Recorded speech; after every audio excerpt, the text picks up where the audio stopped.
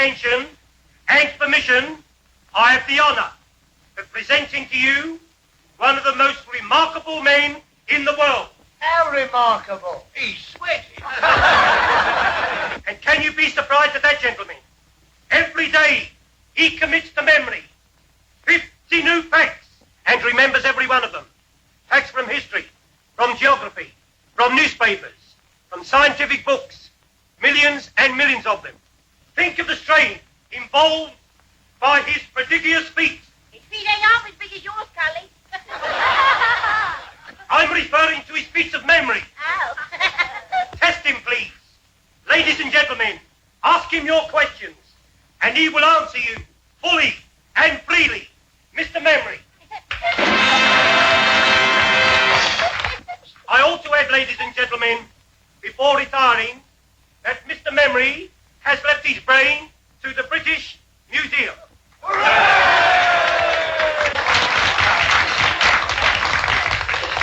A question, please. Ladies first. Where's my old man been since last Saturday? On the booze. In Clark. A serious question, please. What won the Derby in 1921? Mr. Jack Jones, humorist, with Steve Donegal, won a length at the odds of 6-1. Second and third, Craig and Aaron and Lemonora. Am I right, sir? Right. What won in 1936? You come back in 1937 and I'll tell you, sir. How far is Winnipeg from Montreal? What won the Cup in 1926? Cup, Waterloo, football or tea, sir? Football, silly. When did Chelsea win it? 63 BC in the presence of the Emperor Nero. What causes flipping poultry? Shh, don't make yourself so common. Well, our bells are funny, haven't they? How many races did Mick the Miller win? How old is my wife? When was Crippin hanged? Who was the last British heavyweight champion of the world? Henry VIII. My old woman. Bob Fitzsimmons. He defeated Jim Corbett, heavyweight champion of America, at Carson City, Nevada, in October 1897. He was then 34 years of age, sir. Am I right, sir? How's my wife? I know, sir, but I never tell a lady's age. Next, please. My wife! When did the princess Anne What causes flipping poultry? How far is Winnipeg from Montreal? Miss Winnie, sir? How far is Winnipeg from Montreal? Ah, a gentleman from Canada. You're welcome, sir. Winnipeg, the third city of Canada and the capital of the province of Manitoba. Distance from Montreal, 1,424 miles. Am I right, sir? Quite right. Next, please. Of course, that was a very historical fact. Oh, my wife!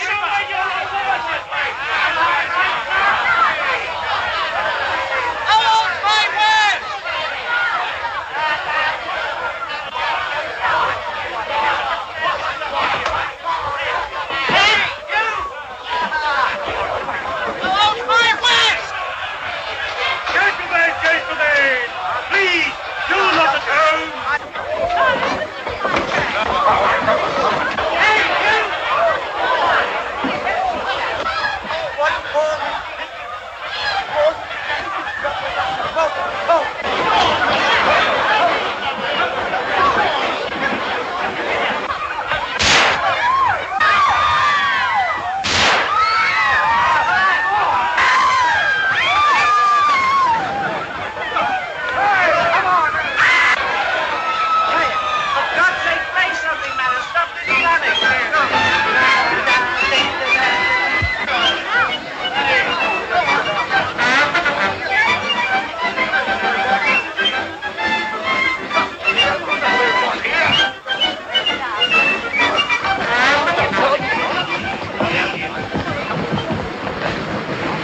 Well, there we are.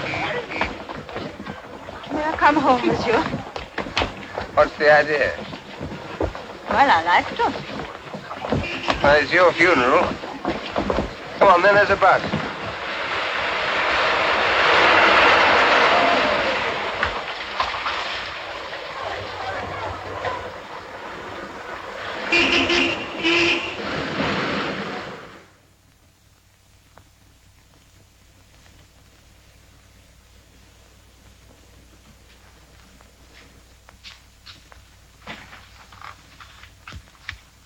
stay here always? No, I've taken a furnished flat. I'm only over here from Canada for a few months. By the way, am I allowed to know your name? Smith? All right.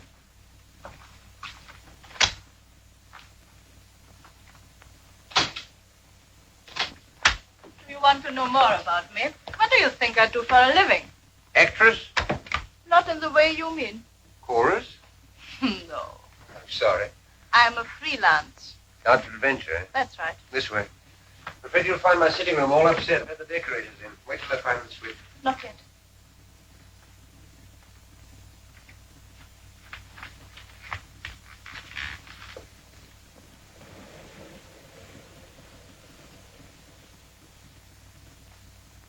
Now.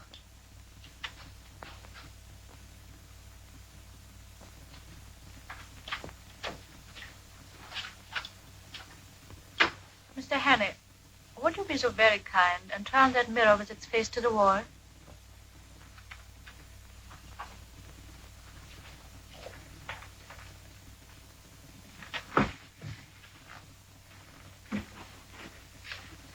You'd be happier if there were curtains over those windows. Yes. I'm sorry. Hello, there's the telephone. Just a minute. Mr. Hannay, don't answer the telephone. Why not? Because I think it's for me. Oh. Oh, please don't answer. Just as you say. Won't you sit down? Thanks. If you'd please kick that footstool over to me.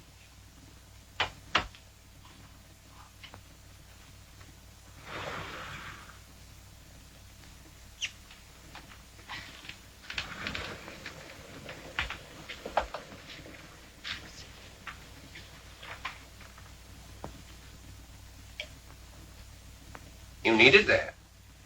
I did. Thank you.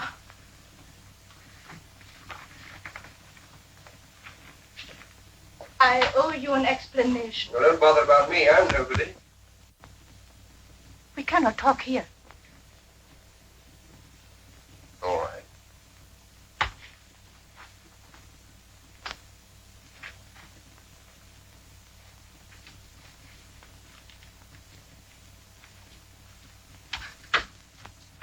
Just a minute.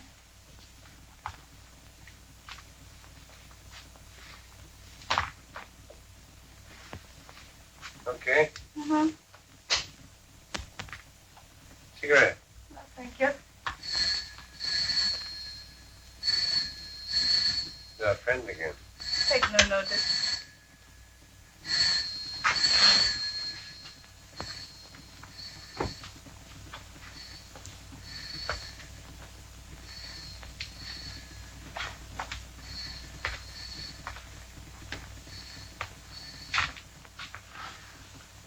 Would you think me very troublesome if I asked for something to eat? I've had nothing all day. Sure.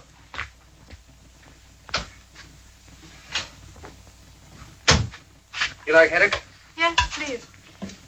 I suppose your name isn't really Smith. Depends on where I am. You may call me Annabella. Annabella Smith. Clergyman's daughter, I suppose.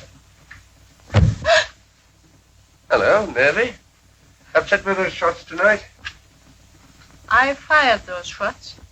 You what? Yes, to create a diversion. You see, I had to get away from the theater quickly. There were 2 men there who wanted to kill me. Really, you should be more careful in choosing your gentleman friends. No, you don't understand. Well, you don't make it very easy for me, do you? Beautiful, mysterious woman pursued by gunmen. Sounds like a spy story. It's exactly what it is. Only I prefer the word agent better. Agent? For what country? For any country that pays me. Now, what is your country? I have no country. Born in the balloon, eh? We'll let that go. Now, I suppose you've come over here to dig up some great, big state secret. No, I'm here to save a secret from being dug up. A very important secret for this country. Not because I love England, but because it will pay me better that way. Thank you. You see, the very brilliant agent of a certain foreign power is on the point of obtaining a secret vital to your air defense. I tracked 2 of his men to that music hall. Unfortunately, they recognized me. That's why they're after me now. That was too bad. You ever heard of a thing called persecution mania? You don't believe me? Frankly, I don't. Go and look down into the street then.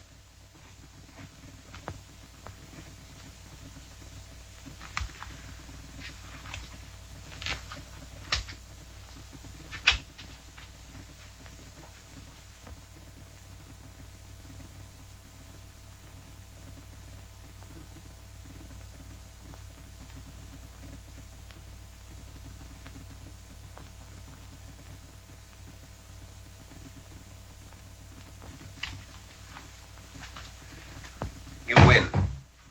Over there. Yes. I hoped I'd shaken them off.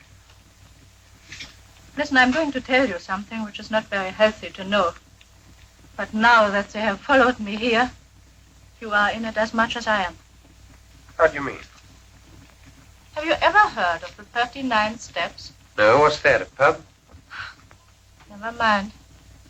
But what you were laughing at just now is true. These men will stick at nothing. I'm the only person who can stop them. If they are not stopped, it's only a matter of days, perhaps hours, before the secret is out of the country. Well, why don't you phone the police or something? Because they wouldn't believe me any more than you did. And if they did, how long do you think it would take to get them going? These men act quickly. You don't know how clever their chief is. Clever and ruthless. Who is he? What's his name? He has a dozen names. He can look like 100 people. But one thing he cannot disguise. This. Part of his little finger is missing. So if ever you should meet a man with no top joint there, be very careful, my friend. Thanks. I'll make a note of it. Meanwhile, what are you going to do? First, I'll eat my haddock. And then, if you're not going to turn me out into the street, have a good night's rest. Oh, you're welcome to my bed. I'll get a shakedown on the couch. Anything else I can get you? A map of Scotland. Why Scotland? There's a man in Scotland whom I must visit next if anything is to be done. Are there 39 steps in Scotland by any chance? Perhaps I'll tell you tomorrow.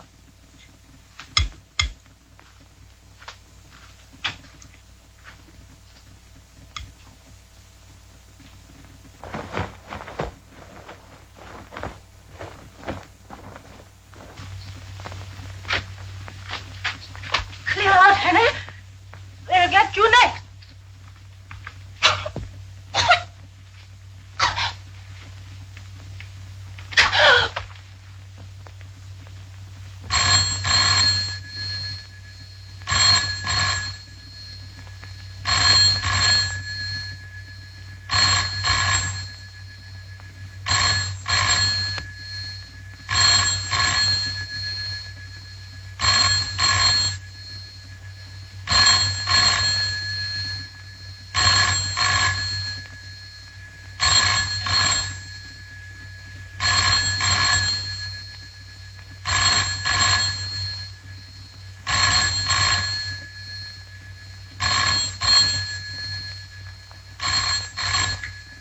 What you were laughing at just now is true. These men will stop at nothing.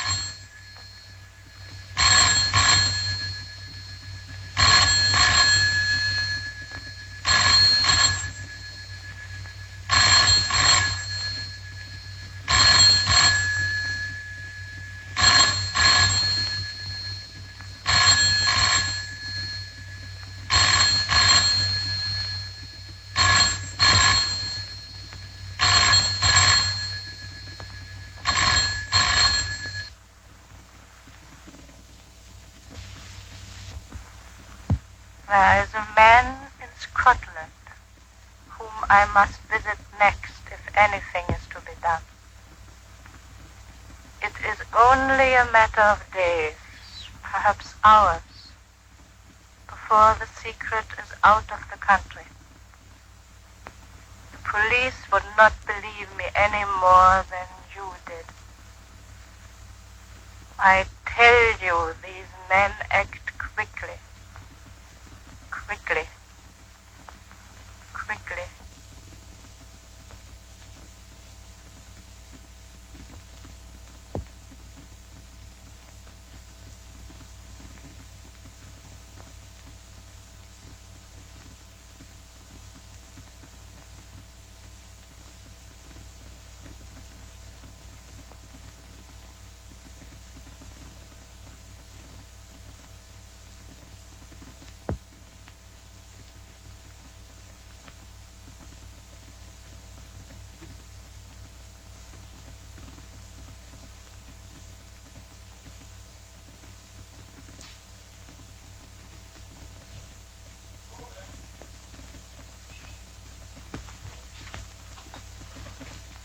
Morning, sir. You're up bright and early this morning. Could you use a pound note, brother? What's the catch? I want to borrow your cap and coat. Yeah, wait a minute. What's all this? What's the big idea? I want to make a getaway. Do a bunk? Yes. What have you been up to? I'll have to trust you. There's been a murder committed up on the first floor. Are you? No. By those two men out there. I see. Now I suppose they're waiting there as good as gold for a copper to come and arrest them. It's quite true. Listen. They're spies, foreigners. They've murdered a woman in my flat, and now they're waiting for me. Oh, come off it. Funny jokes at 5 o'clock in the morning. All right. I'll tell you the truth. You married? Yes, but don't rub it in. What's the idea now? Well, I'm not, you see. I'm a bachelor. Oh, are you? A married woman lives on the first floor. Does she? Yes, and I've just been paying her a call. And now I want to go home. Well, what's preventing you? Well, one of those men's her brother, the other's her husband. How'd you see? Why didn't you tell me before, old fella? Only wanted to be told.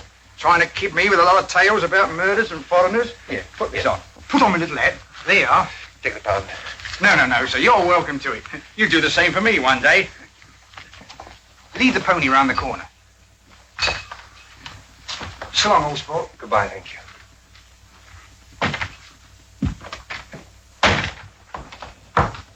Oi! The empties.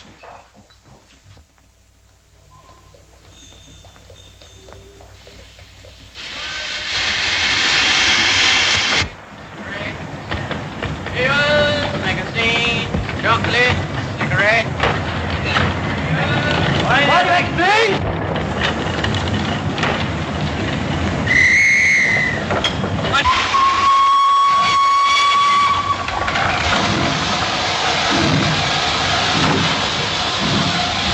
There he is.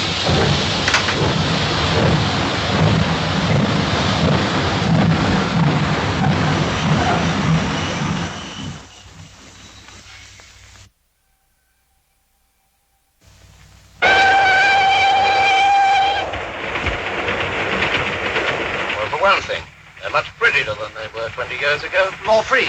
Free and easy. You're right there. I can never understand how people used to put up with the old-fashioned sort. All bones and no bends. Well, I will say for the old-fashioned, they did last longer. Well, I don't know. Mine last about a year. Here, I'll show you. Big demand for these now. The old-fashioned sort. My wife. Now take a look at these. Our new streamline model #1. What I've been talking to you about. Anything go with it? I should say so. This. Put a pretty girl inside those. She needn't be ashamed of herself anywhere. All right. Bring it back to me when it's filled. I will. Well, what's this? Edinburgh, Waverley. You're getting on. I hope you're partners for talking business, sir. Oh, certainly. Good day, sir. Good day.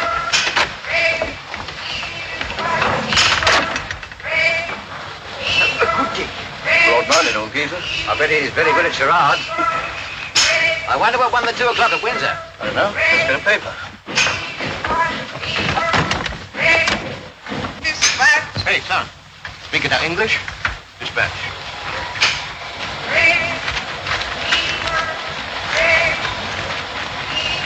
Hello? Well, what won it? There's been another woman murdered in the West End flat. What? Woman murdered in West End flat. These sex dramas don't appeal to me. What one? Bachelor butt. Good. 7 to 4 hours. Oh, not so good. Portland Mansions, Portland Place. By the BBC. That's a nice quiet place to put someone to sleep. Good night, everybody.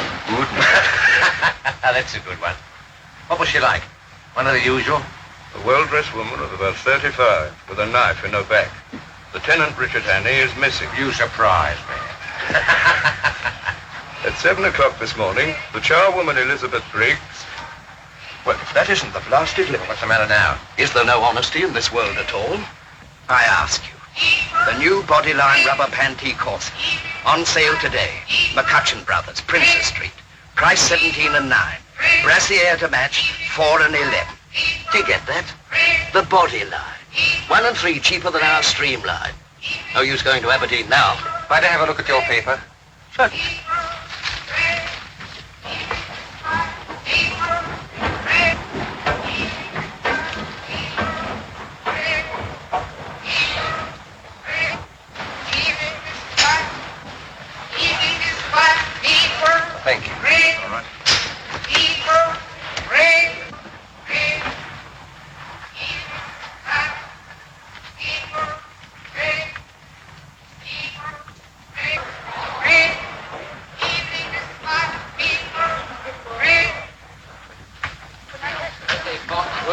Bye. There's enough evidence there to hang any man. What can I do for you, sir? Oh, can you tell me what station that train stopped at? Do you think I have a railway porter? Go in and find out yourself.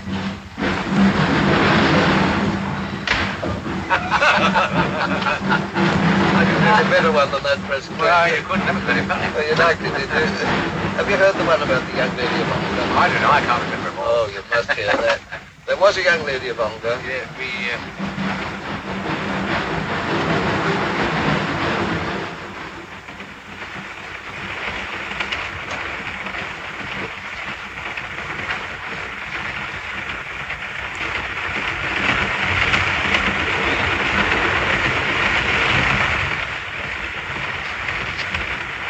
Take him, please, sir.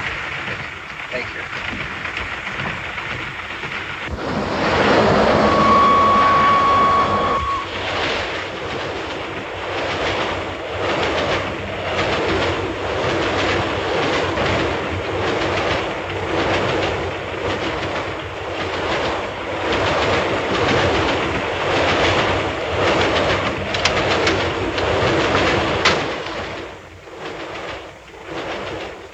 Darling, how lovely to see you.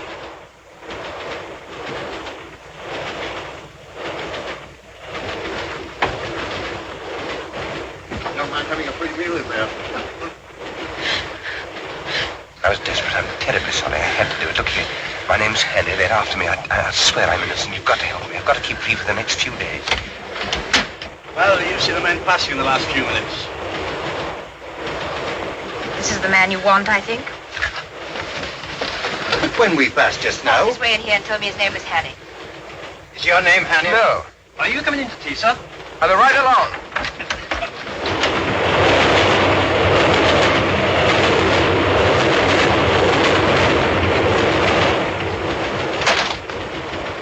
Hold that gun.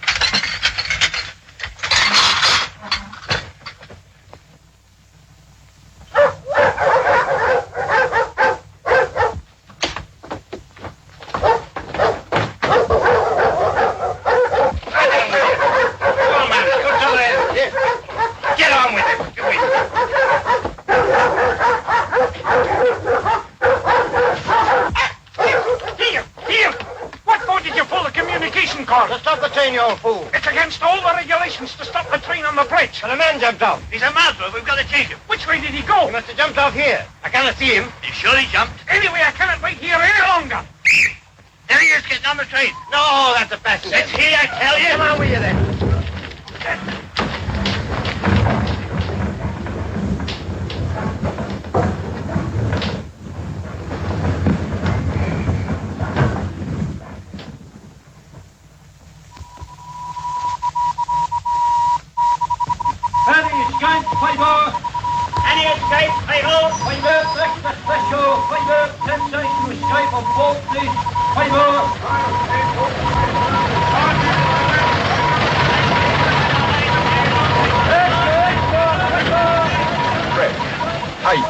About 5'10", small moustache.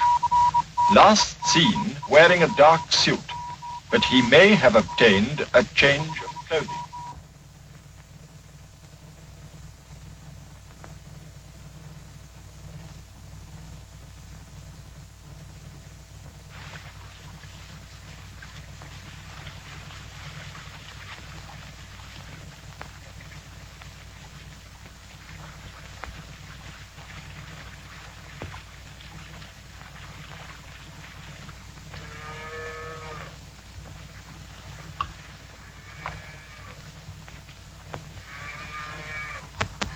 Day. And to you. What will your business be? I'm a motor mechanic. I'm looking for a job. You'll find no work about here. Oh, are there no big houses round here? Only Sir Andrews, and he won't be wanting you. He's had the same chauffeur for 40 years. Oh, I didn't know there'd been cars that long. He was coachman besides when he was a boy. Oh, I see. Oh, what's that? That's the manse, but the minister hasn't got a motor car. Are there no newcomers? Aye, there's an Englishman, a kind of professor. Professor? He lives at Ardnashellach. Where? Ardnashellach, on the other side of the law. Oh, would that be anywhere near that village? It would. Thanks. Thanks, I'll try there. You won't try tonight. It's 14 miles. You could get a lift in that van? No. Down the other way.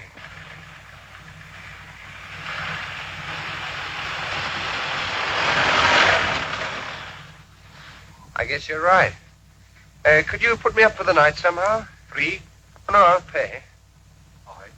Can you eat the herring? I could eat half a dozen right now. Can you sleep in a box bed? I can try. 2 and 6. Take it now. Thank you. Go in with the gentleman. He'll stay with us till tomorrow morning. Your daughter? My wife.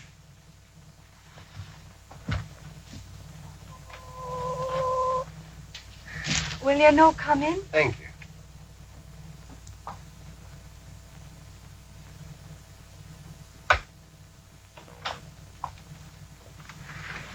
Here's your bed. Oh, I'll lift these things. Could you sleep there, do you think? You trying to stop me? You'll be tired. I'll say I am. I'm on the tramp looking for a job. Won't you sit down, please, while I go on with our supper? Oh, thank you.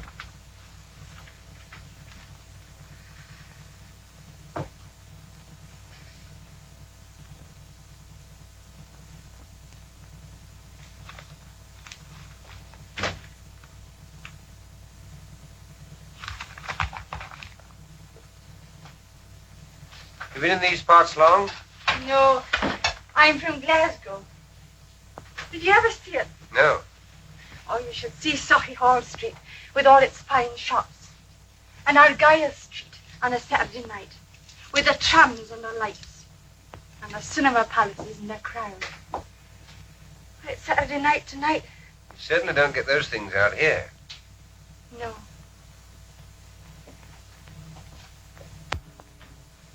You miss them? Sometimes. Well, I've never been to Glasgow, but I've been to Edinburgh and Montreal and London. I'll tell you all about London at supper. John wouldn't approve of that, I doubt. Why not? He says it's best not to think of such places and all the wickedness that goes on there. Well, why not listen now before he comes back? What do you want to know? Well, is it true that all the ladies paint their toenails? Some of them. Do London ladies look beautiful? They do. But they wouldn't if you were beside them. You ought not to say that. What ought to say? Oh, I was just saying to your wife that I prefer living in town than the country. God made the country.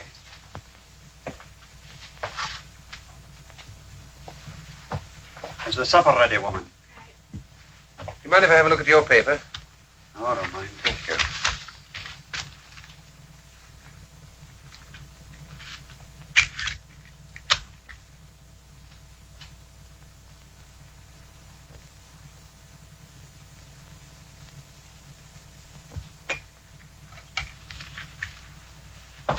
You didn't tell me your name.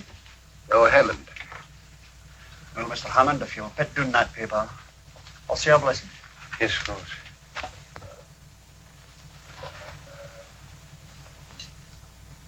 Sanctify these bounteous mercies to us miserable sinners. O Lord, make us truly thankful for them and for all thy manifold blessings, and continually turn our hearts from wickedness and from worldly things unto thee. Amen.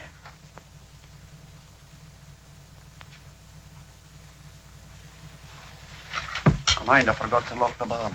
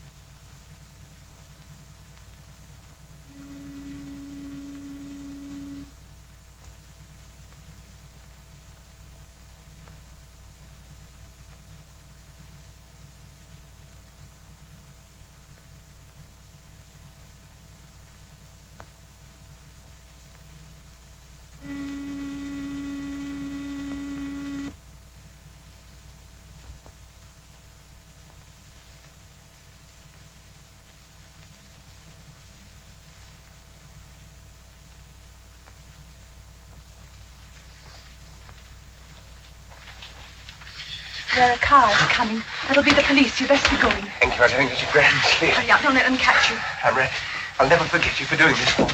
Which way do I go? I'll show you. I might have known. Making love behind my back. Get out. Just a minute. I and you two. Get out of my house before I... Go. I'll leave you like this, no fear. It's your chance of Look liberty. here, you don't understand. Look here, you're all wrong about this. You're only trying to help me. Aye, to bring shame and disgrace upon my house. You're telling me to escape from the police. The police? It's the police. They're after me for murder. What? They're here. You're only trying to warn me. I had to tell her about it last night. Don't let them in. Say I'm not here. I'll make it worth your while. How much? £5. Have you got that much? Yes. Give it to me. After they've gone. Get back into the bed. Shut 'em in. Hide 'em. No, not there. I didn't trust him. But he took the money. He couldn't have resisted. Here. Have you seen the stranger about here? I was right. He's asking if there's a reward if you get catched. He'll argy-bargy for a moment longer before he lets them in. Now's your time. Oh, your jacket's terrible light-coloured. I'm afeard they'll see you. You best take this one. This your husband's coat? I his son, the best one. But never mind. They mustn't see you. What'll happen to you? Oh, I say I couldn't have stopped you. He'll not ill-treat you. No. He'll pray at me, but no more. What's your name? Margaret. Goodbye, Margaret. I'll never forget you for this.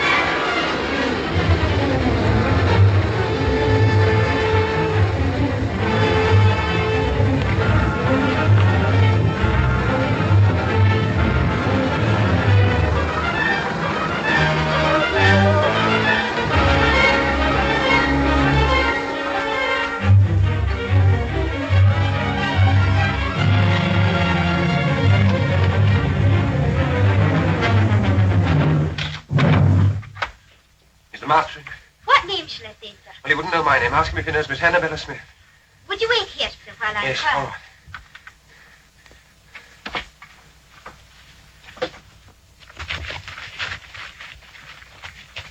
You better make inquiries here. Aye, you may see it by the windows.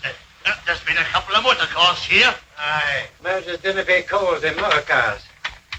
Good day to you. The same to you. Have you seen any strangers about this morning? There's a few callers upstairs now, but they're no strangers. You haven't seen any suspicious-looking bodies outside the windows or calling at the house? No, sir. There hasn't been anybody near here for the last half hour. You're from Annabella Smith? Yes. We're just having a few drinks to celebrate my daughter Hilary's birthday. Give me 5 minutes to get rid of these people, then we can talk. Of course. Come along in and meet my wife. Louisa, my dear, I've another guest for you. This is Mr. I forgot to ask your name. Hammond. Mr. Hammond. He's come to see me on business, all the way from London. There's a police inspector at the door, sir. He wants to speak to you. The door. All right, I'll deal with it. Take him in, my dear, will you please? Come on, Back in Doctor. a moment. This is Patricia. Mrs. Bailey, Mrs. Huntley. Oh, Hilary, my dear, this is Mr. Hammond. Mr. Hammond. He's just arrived from London. How do you do, Mr. Hammond? Forgive the oars. We've all been to church and the sermon lasted 3/4 of an hour. Well, this is Captain and Mrs. Ogilvy. Have a drink, Mr. Hammond? Thank you. This is Derek Stewart. And this is Sheriff Watson. You've got to be polite to him. He's our sheriff substitute. Scotch for local beef. Give you 6 months hard as soon as look at you. Remember the time when my car ran into no sheep? It's all right. Don't worry. I've sent them away. Come and look at the view from this window, Mr. Hammond. We're rather proud of it.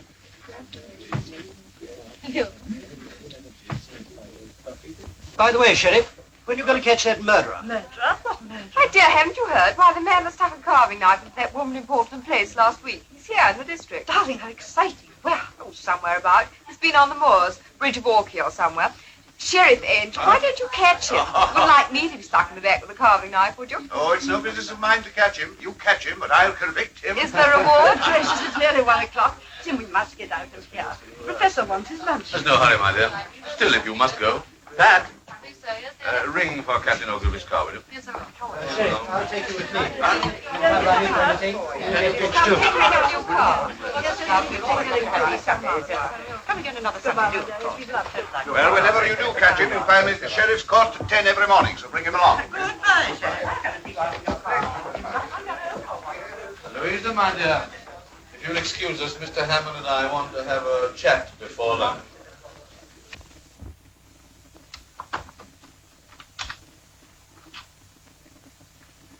Now, Mr. Hannay, I suppose it's safe to call you by your real name now? What about our mutual friend Annabella? She's been murdered. Murdered? Oh, the Portland Mansions affair. What our friends outside are looking for you for? I didn't do it. Of course you didn't. But why come all this way to Scotland to tell me about it? I believe she was coming to see you about some Air Ministry secret. She was killed by a foreign agent who was interested too. Did she tell you what the foreign agent looked like? There wasn't time. No, there was one thing. Part of his little finger was missing. Which one? This one, I think. Sure it wasn't this one?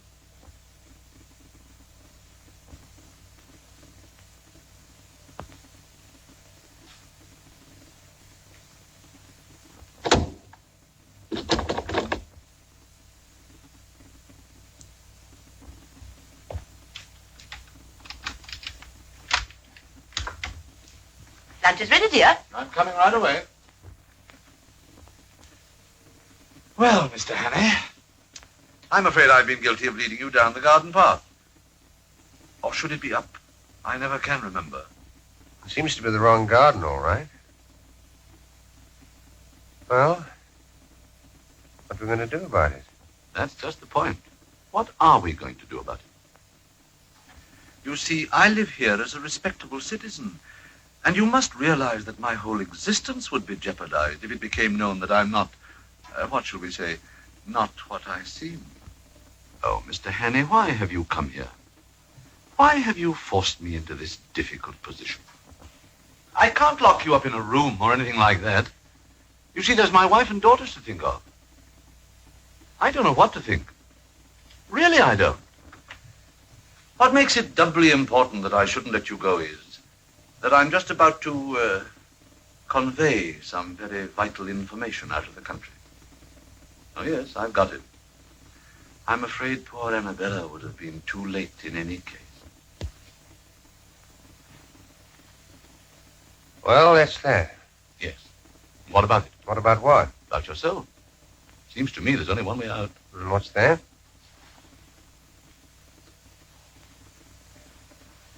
Supposing I left you alone with this revolver. Tomorrow's newspapers would be able to announce that the Portland Place murderer had taken his own life. I thought you were coming to lunch directly, dear. We've all been waiting. Mr. Hammond be staying? I don't think so, dear. Well, what do you think, Mr. Hannay?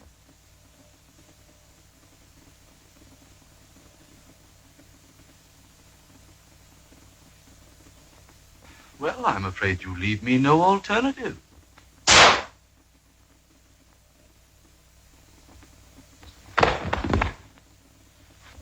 Can't I find my hymn book? Where did you leave it? In the breast pocket of my overcoat. It was hanging here.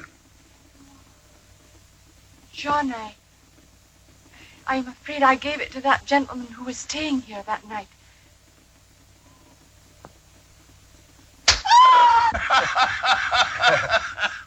Cigarette cases, yes, but I've never seen it happen to a hymn book before, except on the movies. And this bullet stuck among the hymns, eh? Well, I'm not surprised, Mr. Hannay. Some of those hymns are terrible hard to get through. I've stuck at them myself before now, eh? I'm not complaining, Sheriff. Hymns that have helped me, eh? Yes, that's a good one, Mr. Hannay. That's fine. And to think that I was drinking a champagne only half an hour before. Well, it's a lesson to us all, Mr. Hannay, not to mix with doubtful company on the Sabbath. And, how did you escape? Well, if you look through the window, sir, you'll see. They put the body in the dressing room. When I came to, I borrowed this suit in case one of his men recognized me and pinched his car. Sheriff, I don't want to hurry you or anything, but oughtn't we to be taking steps? This is serious, you know. If it weren't, you don't suppose I'd put myself in your hands with a murder charge hanging over me. Never heed the murder, Mr. Hannay. I don't doubt you'll be able to convince Scotland Yard of your innocence as easily as you've convinced me.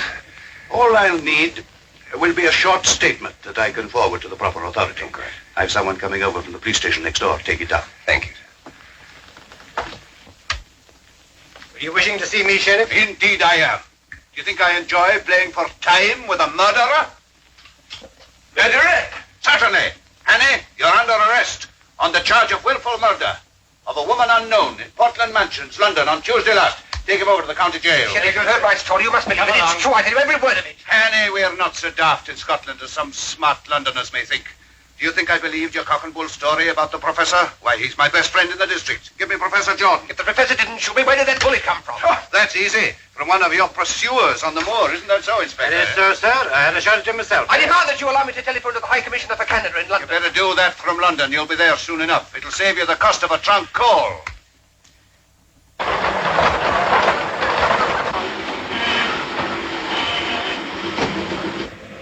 That's the professor's car, all right. And he must be inside spilling the beans. My God!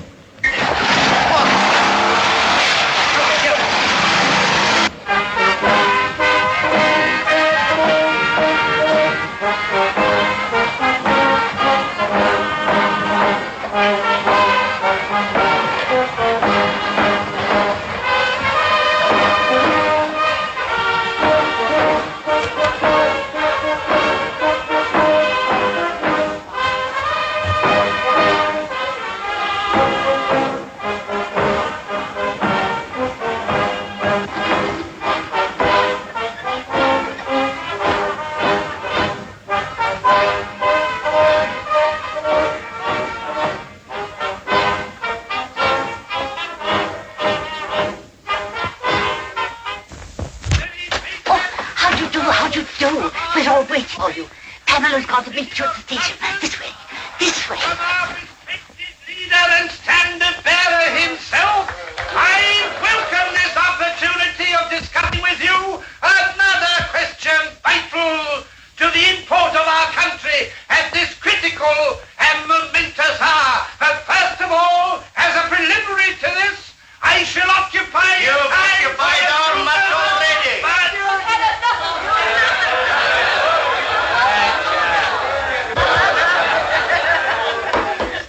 Ladies and gentlemen, I'm now going to call upon the speaker of the evening. Speaker! There's no need for me to tell you who he is, nor to speak of his brilliant record as a soldier and statesman. Son of Scotland, who crossed the border and conquered England. He is now one of the foremost figures of the diplomatic political world in the great city of London. I'm therefore going to ask him to tell you something. That's about time, too. How important it is to this constituency that at this crucial by-election, our candidate should be returned by an adequate majority.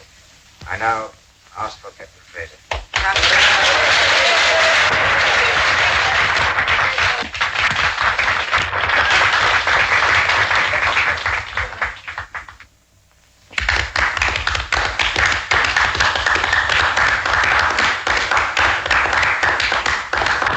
Ladies and gentlemen, I apologize for my hesitation in rising just now, but to tell you the simple truth, I'd entirely failed while listening to the chairman's flattering description of the next speaker to realize he was talking about me.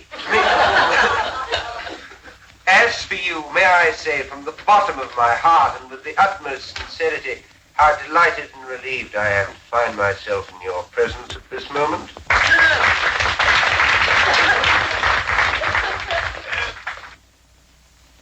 Delighted because of your friendly reception. Relieved because so long as I stand on this platform, I'm delivered from the cares and anxieties which must always be the lot of a man in my position. When I journeyed up to Scotland a few days ago, travelling on the Highland Express over that magnificent structure, the Forth Bridge, that monument to Scottish engineering and Scottish muscle, that is to say, on that journey, I had no idea that in a few days' time I should find myself addressing an important political meeting. No idea. I planned a very different program for myself. A very different program. You'd be for the moors to shoot something. Yes, or somebody. I'm a rotten shot. Anyhow, I little thought I should be speaking tonight in support of that brilliant young statesman, that rising, the gentleman on my right, already known among you as one destined to make no uncertain mark in politics. In other words, your future member of Parliament, your candidate, Mr. McCrocodile. Yes, they know the candidate's name. I know your candidate will forgive my referring to him by the friendly nickname by which he's already known in anticipation, mark you, at Westminster. Now, ladies and gentlemen, we're going to discuss some topic. What shall it be? Unemployment. What about the idle rich? Idle rich? That's a bit of an old-fashioned topic these days, especially for me, because I'm not rich and I've never been idle. I've been pretty busy all my life, and I expect to be much busier quite soon. Have you ever worked for your hand? Indeed I have, and I've known what it is to feel lonely and helpless and to have the whole world against me. And those are things that no man or woman ought to feel. And I ask your candidate and all those who love their fellow men to set themselves resolutely to make this world a happier place to live in. A world where no nation plots against nation, where no neighbor plots against neighbor, where there is no persecution or hunting down, where everybody gets a square deal and a sporting chance, and where people try to help and not to hinder. A world from which suspicion and cruelty and fear have been forever banished. That is the sort of world I want. Is that the sort of world you want? That's all I have to say. Good night.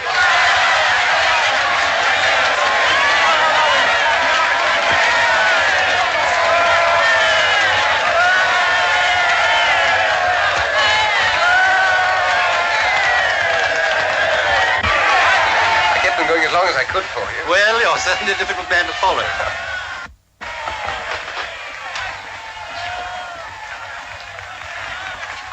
Well, I suppose you think you've been clever. Officer, will you tell your prisoner not to insult me, You please? try and stop You come along with me. Couldn't you realize I was speaking the truth? In that railway carriage, you must have seen I was genuine.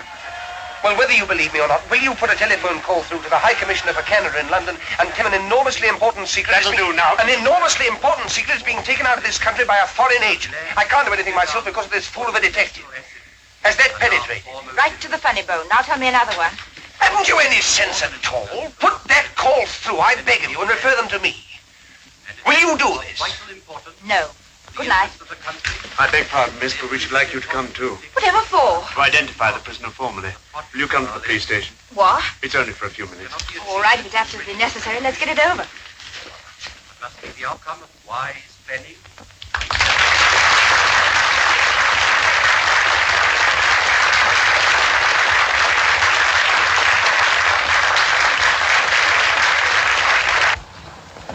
Now you.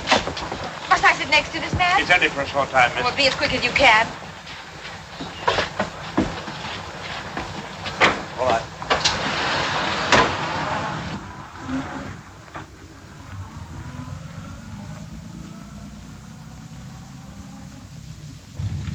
Isn't that the police station? We're running past it. Tell the man. I'm afraid you must have misunderstood me, miss. We're not exactly going to this police station. Well, where are we going? To Inverary, miss. Inverary? Yes, miss. This man's to be questioned by the sheriff principal. We have orders to take him there direct. But you've no orders to take me. No, miss, but I'm afraid you must go. I'll see you're sent back at the earliest possible moment. Well, how far is it to Inverary? 40 miles. Will you keep quiet? Sorry. We'll be there in less than 2 hours, miss. 2 hours? Do you think I'm going to spend half the night with you all? Looks like it.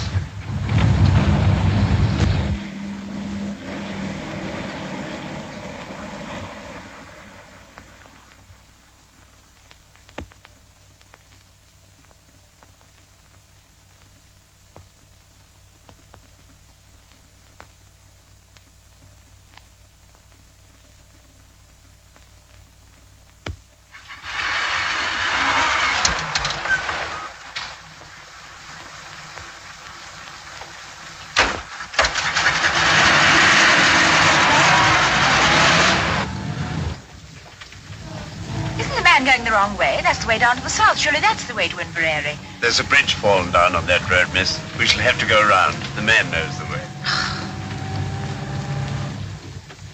Might I see your warrant? You shut your mouth. You'll see it soon enough when we get to the station.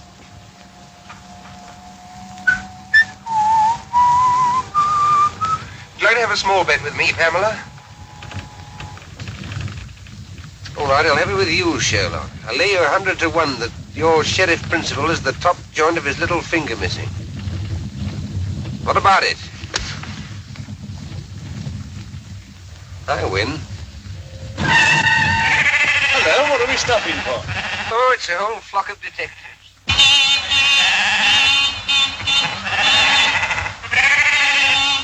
All over the road, damn silly things. Get out, both of you, and clear them away. What about him? I'll soon fix that.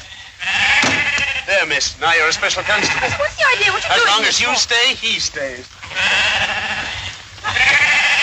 Yes, and as long as I go, you go. Come on. Stop them. They've got away. Come on, my friend. I won't.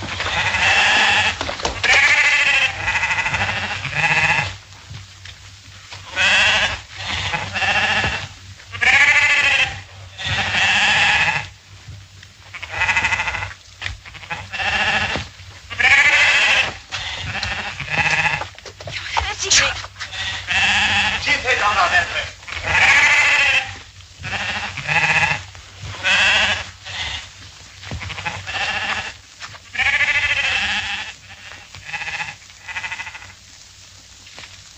Where the devil can they have gone?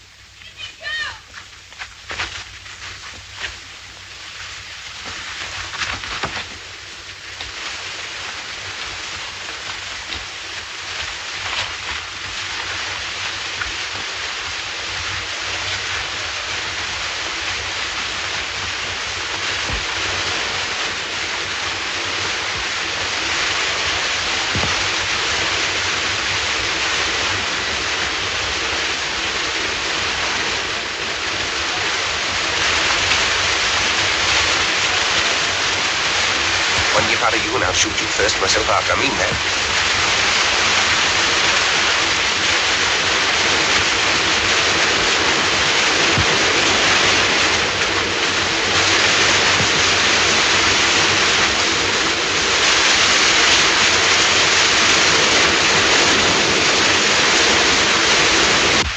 There's nobody down here, I tell you. Come up here, blast you, and don't waste any more time. Spread out and find them.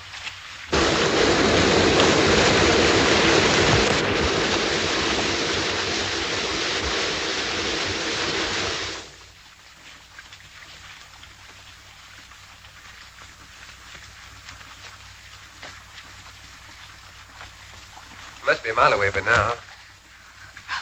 Don't do that. Oh, do stop whistling. What are you doing all this for? You can't possibly escape. What chance have you got tied to leave? Keep that question for your husband. Meanwhile, I'll admit you're the white man's burden. I know, and I can't tell you what comfort that thought gives me. I say, what is the use of all this? Those policemen will get you as soon as it's daylight. They may get me, but they're not policemen. And when did you find that out? You found that out yourself. I should never have known that was the wrong road to Inverary. They were taking us to their boss, and God help either you or me if they ever catch us again. I see. You're still sticking to your penny novelette spy story. There are 20 million women in this island, and I've got to be chained to you. Now, look here, listen, once more. I'm telling you the truth. I told it to you once in the train last week. I tried to tell you after that election meeting this evening. I'm telling it to you now for the third time. There's a dangerous conspiracy against this island, and we're the only people who can stop it. Think what you've seen happen right under your very nose. The gallant knight to the rescue. All right.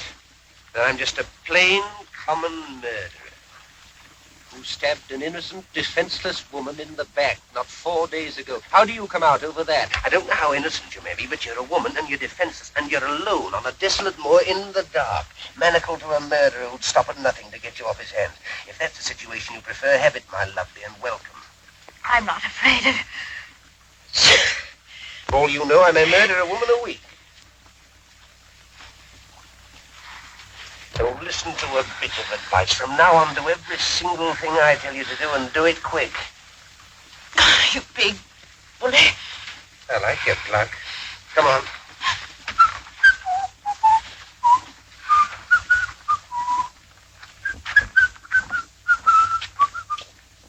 We're going in there. What for? That's my business. Now, remember what I said, the civil tongue, or else we're going in there, and you're going to back me up in every single thing I say or do. Has that penetrated the ivory dome? Only just. All right, pull yourself together. Now, put your hand in my pocket and look as though you're in a hurry. Come on.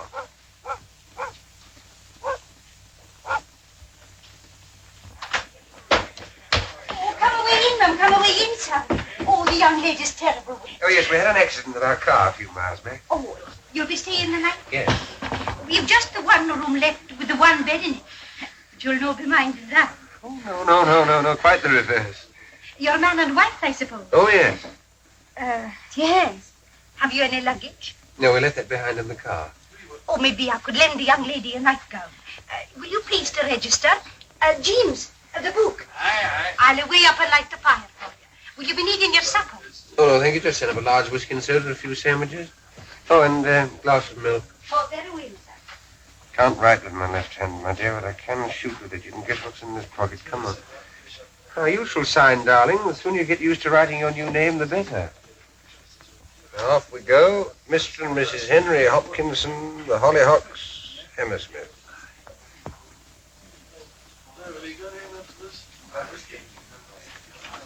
I'll be back in a minute, chaps.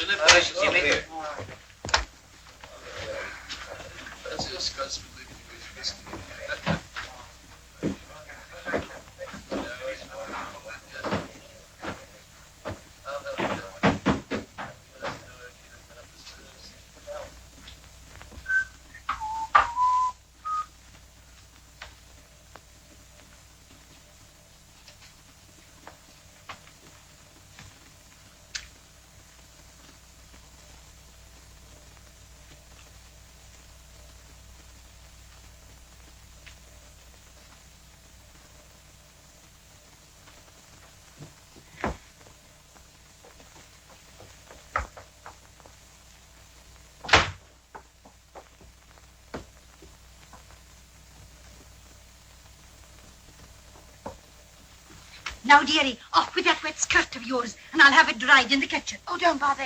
It'll dry in front of the fire just as well, thanks all the same. No doubt the gentleman will take care of you. Good night, sir.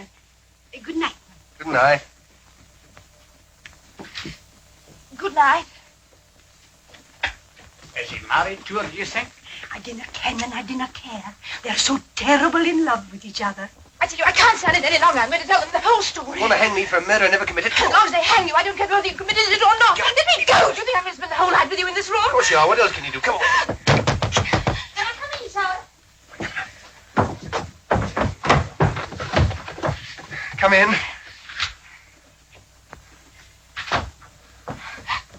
Oh, we were just getting warm before the fire. I can see that. I thought maybe you'd like this in your bed, sir. Oh, thank you very much. You'd like a hot water bottle, wouldn't you, my sweet? Say yes, darling. Yes, darling. Very well. I say, please don't go. Why not? Is anything wrong? Of course there's nothing wrong. She wants to tell you something, that's all. We're a runaway couple. I kenned it all the time. And they're after you? You won't give us away, will you? Please. Of course we will not give you up. A good night to you both. You'll no be disturbed. But...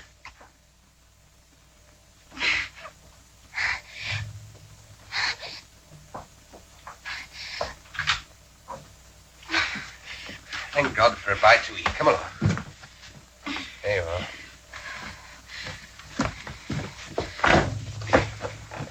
Now, what's the next item on the program? Get these things Right. off. How are we going to set about it? Anything in that bag of yours will help? A pair of scissors or hairpin or something? Nail file here. Do you think that'd help? Easily. It'll take about 10 years, but we can try. Now, let's make ourselves as comfortable as possible. What about that skirt of yours? It's still pretty damp, you know. Don't want to be tied to a pneumonia case on top of everything else. Take it off, I don't mind. I shall keep it on, thank you. And that is that. My shoes and stockings are soaking, though I think I'll take them off. It's the first sensible thing I've heard you say. Can I be of any assistance? No, thank you. All right.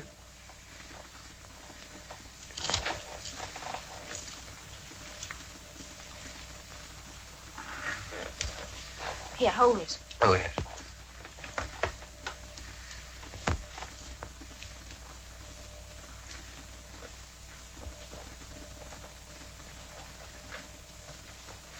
Half a minute.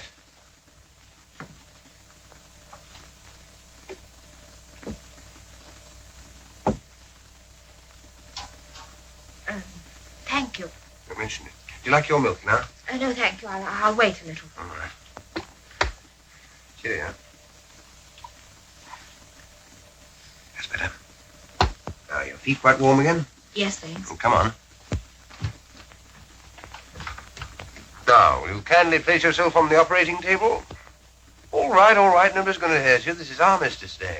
Let's get some rest while we can. I'm not going to lie on this bed. So long as you're chained to me, you'll lie wherever I lie. We're the Siamese twins. Oh, don't gloat. Gloat? Do you think I'm looking forward to waking up in the morning and seeing your face beside me, unwashed and shiny? What a sight you'll be. Give me that nail file. Let's have a go at this. Thank you. There I go again. I wish I could get that tune out of my head. I wonder where I heard it. You sound very sleepy. Sleepy, I'll say so. Do you know when I last slept in a bed? Saturday night, whenever that was. Then I only got a couple of hours. What made you wake so soon? Dreams? What do you mean, dreams? I've always been told murderers have terrible dreams. Oh, but only at first. Got over that a long time ago.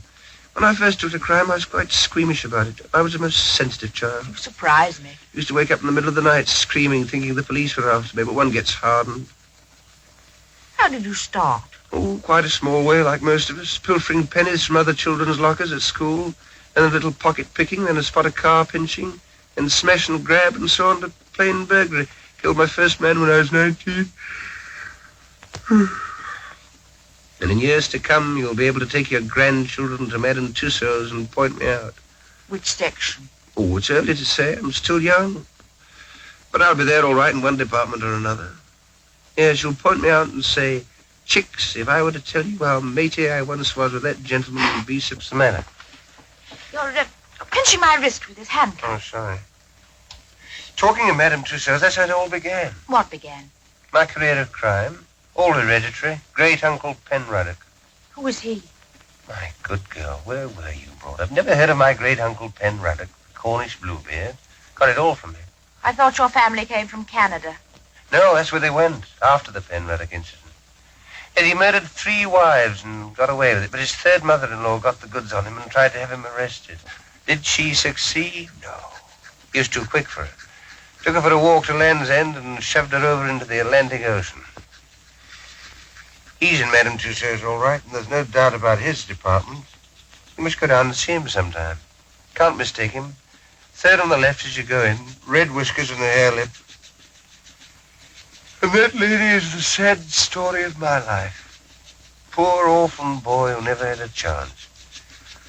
Are you still set on giving me up to the police?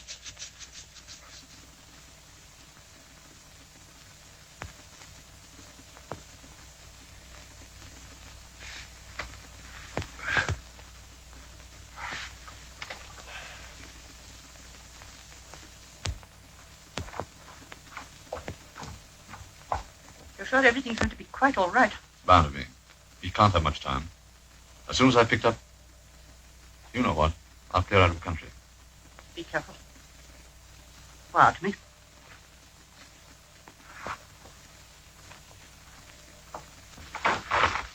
Goodbye, my dear. Goodbye.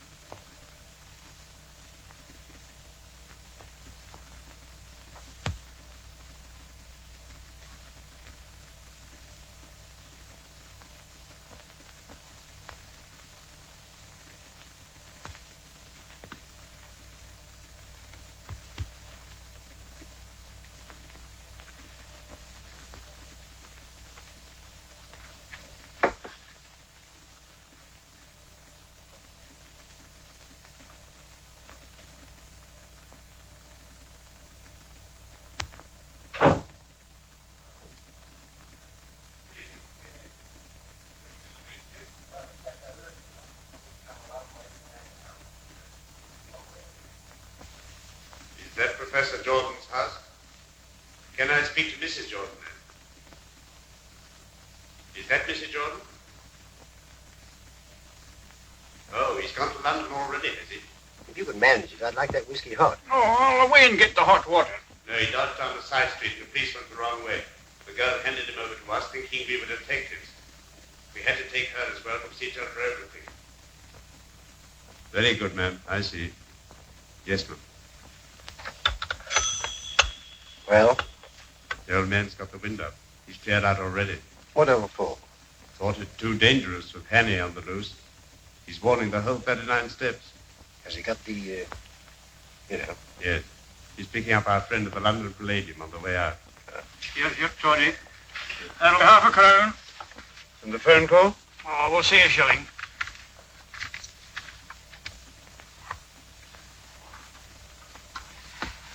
Is this a hotel as well? Aye. I mean, do you have people staying here? Aye. I suppose you get a few odd people at this time of the year? Oh, aye. You didn't happen to have anyone in tonight, did you? Aye. They weren't by any chance a young couple, were they? James! They're silly. What kind of a silly creature am I married to? Do you want to get us all jailed? How much did you take for these? Half a crown. Oh. Out, the pair of you. And dinna let on to anybody that you've got to drink here after hours. Oh.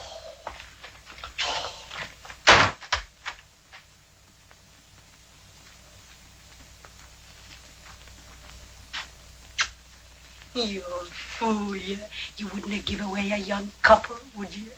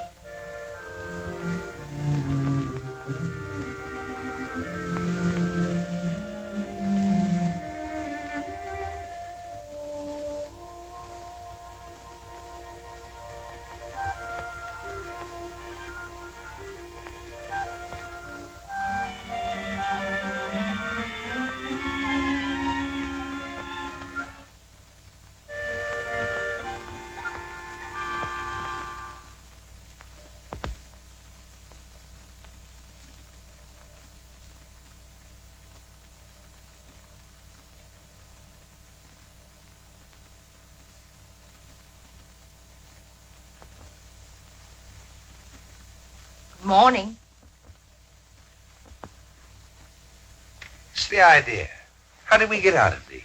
We didn't, at least you didn't. I slipped out of mine last night and came and camped out here. Oh, why didn't you run away? I did, but just as I was going, I discovered that you've been speaking the truth. So I decided to stay. May I ask what earthquake caused your brain to work at last? Those two men were in here last night. I overheard them telephoning. What did they say? Oh, a lot of stuff about the 39 steps. You don't mean... No, go on. Someone's going to warn them. How can you warn steps? Never mind, go on.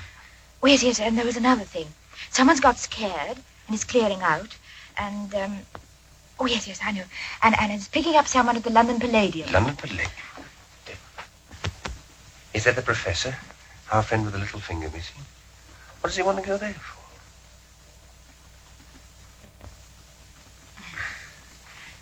I feel such a fool, not having believed you. Oh, that's all right. Well, we ought to get a move on. What room are those two men in? No room. They went as soon as they telephoned. They what? Didn't I I tell you? You let them go after hearing what they said. You button-headed little idiot. Don't talk to me like that. 4 or 5 precious hours wasted. Why didn't you wake me up at once? Even you might have realized that what they said was important. Well, now they'll call these men off. Why not let well alone? Let well alone? My good girl, I'm accused of murder. Can't you realize the only way I can clear myself is to expose these spies? You still can. The man's going to the London Palladium. Really? First house or second house? I'll get there 5 hours late. Fine. The show will just about suit you. What's that? Crazy month.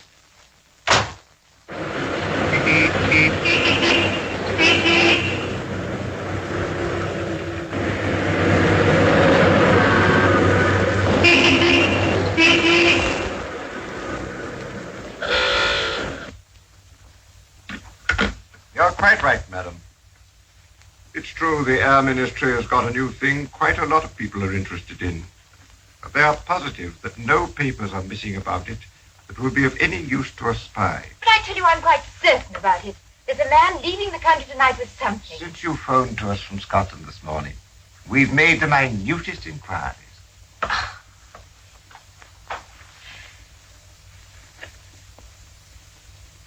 It's obvious I'm wasting my time here. Just a moment, miss, please. There's one thing you haven't told us. Where's Richard Hannay? I haven't the faintest idea. Now, look here, miss, you can't... You're in the telephone book, aren't you? Yes. Well, if anything crops up, we'll give you a ring. That'll be all now. Thank you.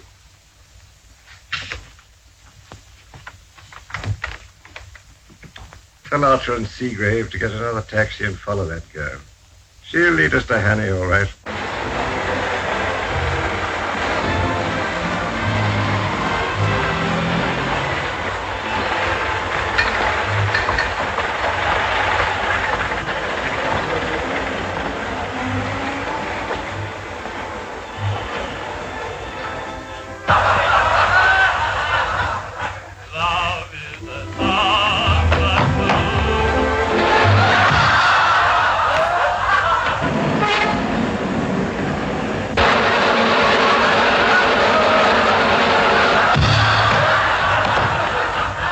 Exit, and on no account let anyone leave the building.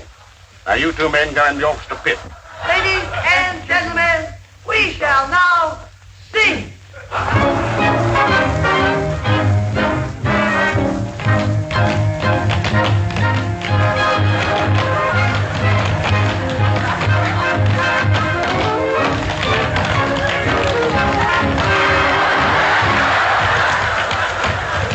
Come on, move along now. Come on, Tom. Sorry, sir, but no one's allowed to leave the theater. Well, what's a great idea? Can't a man go out and have a drink? I've got a seat in the floor, so I'm just looking for someone. Can I go through, please? Oh, very good.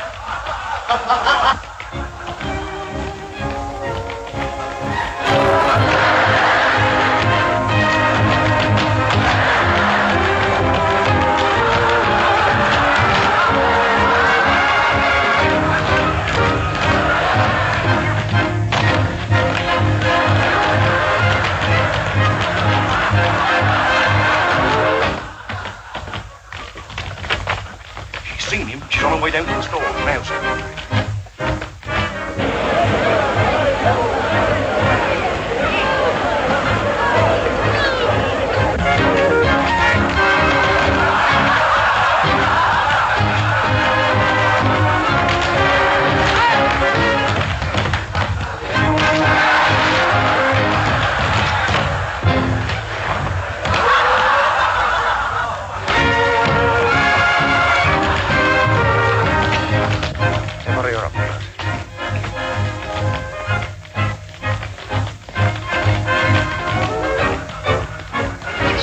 Place, please.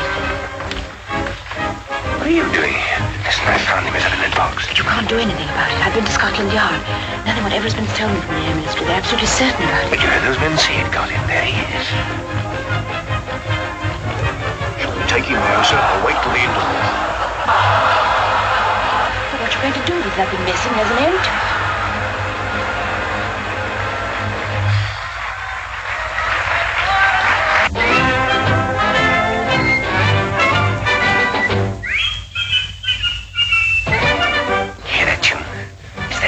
Out of my head. Now I know where I had it before. Of course.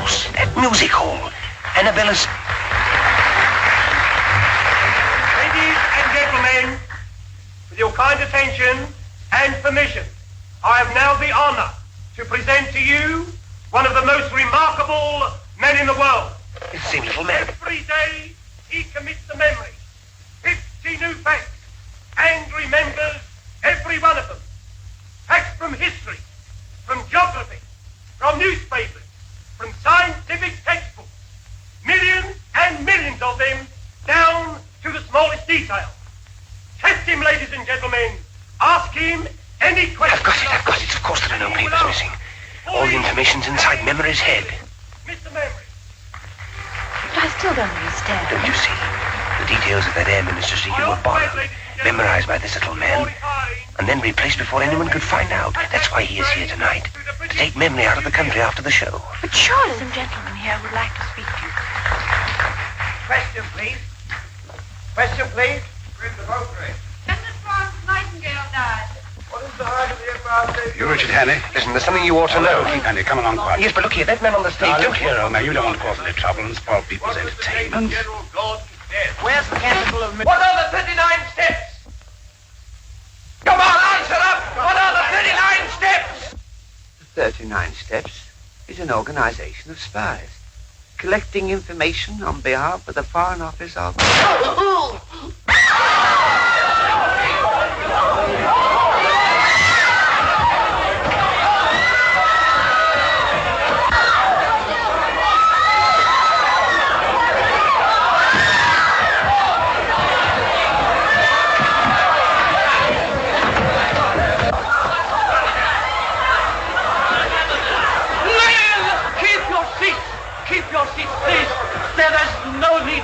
No cause for alarm. I don't want a chair, no. Let me rest here. I'm all right. Take it easy now. Take it easy. I'm all right. Get the girls on straight away. Girls into Doctor right away. Mr. Memory, what was the secret formula you were taking out of the country? Will it be all right me telling you, sir? It was a big job to learn it. The biggest job I ever tackled. And I don't want to throw it all away. It'll be quite all right. The first feature of the new engine is its greatly increased ratio of compression, represented by R minus 1 over R to the power of gamma, where R represents the ratio of compression, and gamma, seen in end elevation, the axis of the two-line of cylinder, angle of 65 degrees. Dimensions of cylinders as follows. This device renders the engine completely silent. Am I right, sir? Quite right, old chap. Thank you, sir. Thank you. I'm glad it's off my mind. At last.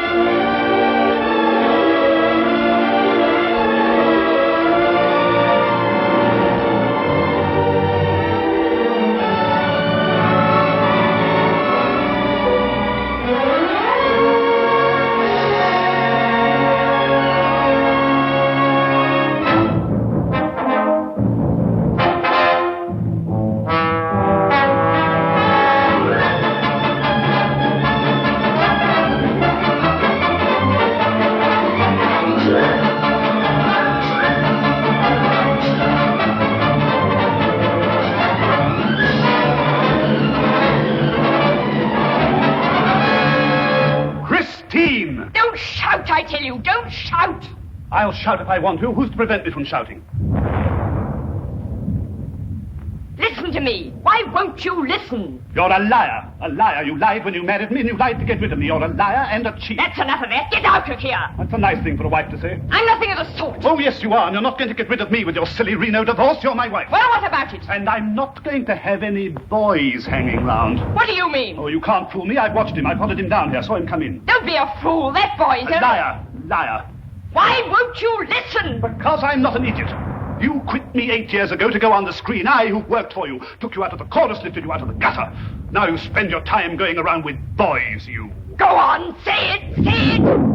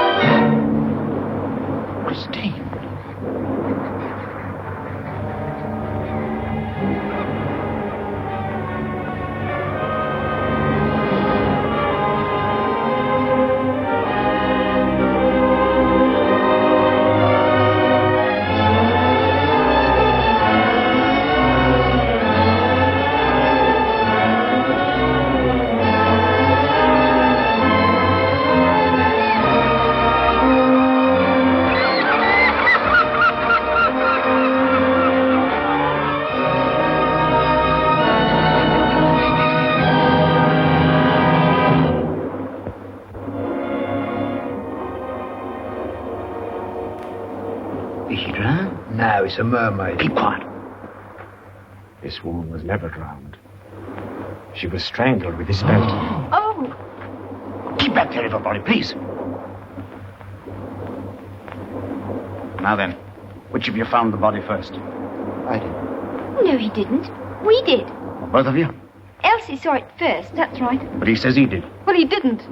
Contradictory evidence, eh? Whatever, silly. Now, just a moment, if you don't mind. Now then, miss, what's your tale? Well, we were both going down to bathe, and just as we got round that piece of cliff, we saw this young man running away. It's absurd. I was running to get help. You weren't. You were running away, wasn't he, Alice? That's right. Oh, nonsense. The girl's hysterical. I'm not. I'm never hysterical. You were running away. You know you were. But it's fantastic. I saw the body from the top of the cliff, so naturally came down. I couldn't be sure she was either dead or only unconscious. You see, I didn't see the belt. So I ran off to get help so that I could apply artificial respiration. I was only there a few minutes. This woman has only been dead a few minutes.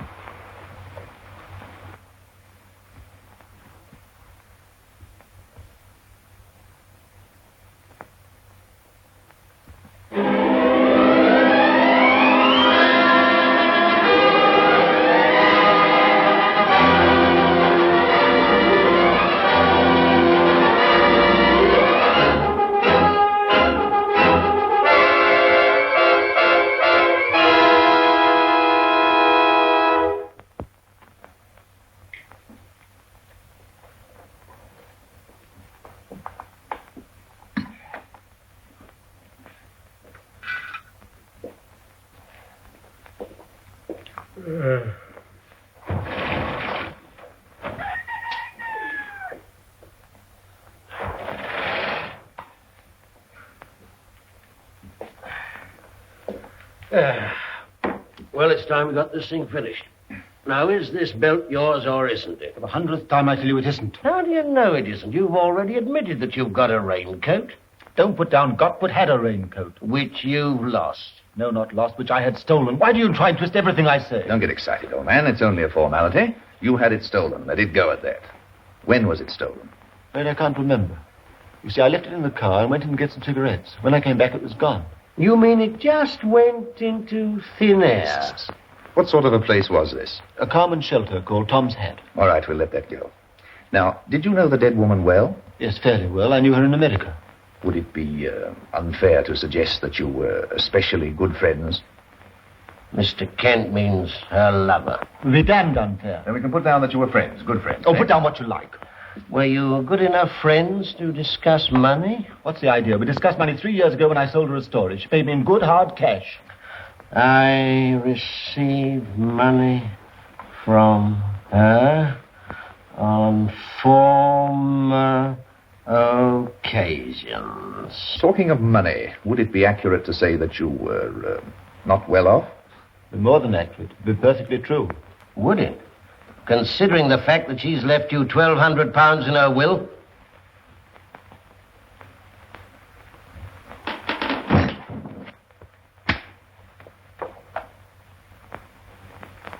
Well, what's happened to him?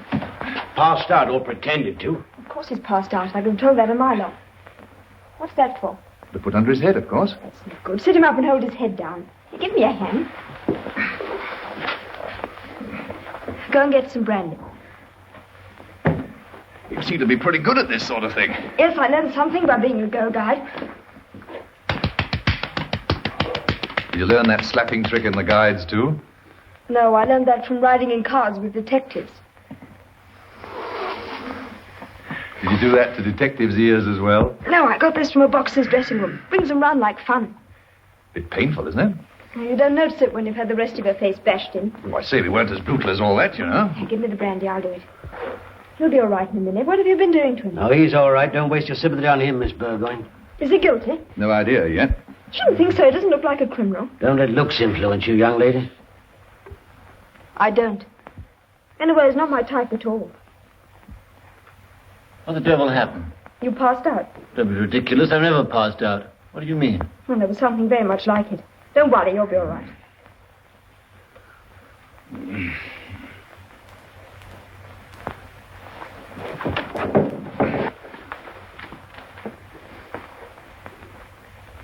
I must go and find Father. He seems to like the brandy. He'll probably go again. Next time, throw a bucket of water over him. Who's that? Chief Constable's daughter. She's got a nerve. She certainly has.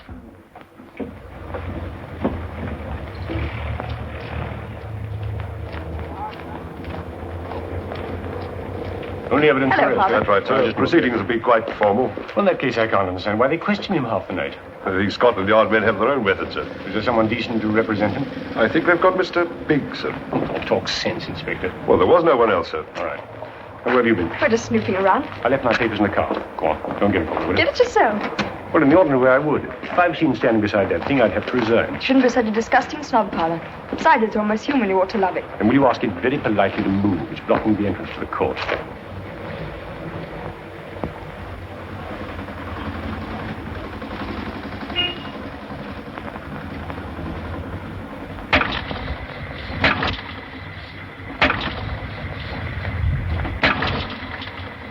Come on.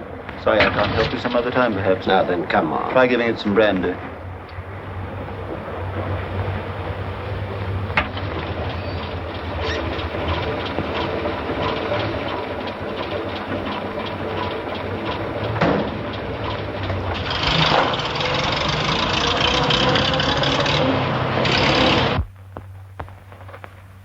Good morning. Good morning. I'm Briggs. Lovely morning. Mustn't be downhearted on a morning like this, must we? Does one good to see the sun, doesn't it? My wife was saying only this morning, Henry, don't be so gloomy about the case, she said. Nice of her. Wasn't it? We hadn't had a case like this for 12 years. Hardly to be expected in a little place of this sort. Mostly affiliation orders and things like that. No, a case like this is most exciting for us all. Wouldn't it be a good thing to talk it over? Well, it can't do any actual harm. Though there'll be plenty of time before the trial. Trial? Oh, I'm afraid so. Oh, dear. Yes.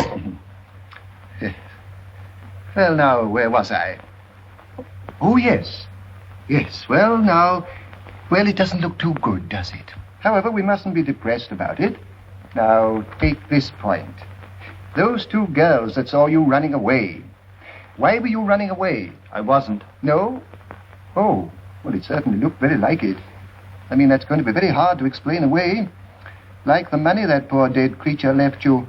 That's going to be hard to explain away, too. Yes, that looks very like motive to me. However, we mustn't despair. Not actually despair. Nil desperandum. Oh, now, I should be very much happier. Oh, much, much happier if it were not for that belt. No, dear me, that belt. Wish to God I could get out and go and find the blasted coat. I swear it was stolen at Tom's hat. You lost your hat, too? Oh, no. Oh, well, that's something. No, yes, that's quite a good point. Or isn't it? Tom's hat is a common shelter on the main Crompton Road. If only I could get my coat with a belt on it, the police would realize what a colossal blunder they're making. Well, of course, I'll do everything I can for you. Though I do wish you had been more frank with the police about it. It always pays to be frank with the police. However... Are you representing the police by any chance? Oh, dear me, no, my dear fellow. I'm on your side. Tell me, when they searched you, did they leave you your money? Yes. £2, 3 shillings. I wonder if it would be asking too much if I were to have a trifle on account. Certainly. How much? Well, I thought perhaps a couple of pounds. Oh, thank you. Yes, it would be a great pity if you hadn't any money. Counsel costs a great deal, you know. However, perhaps you've got some friends who'll come to your rescue at the last minute. Your case next, Mr. Briggs. Oh, dear. Oh, dear me, I've just mislaid my glasses, you know, and I'm quite lost without them. Ask them to delay proceedings for me a little while, will you? I shan't be able to read my notes. We mustn't be depressed on a day like this, but must we? Oh.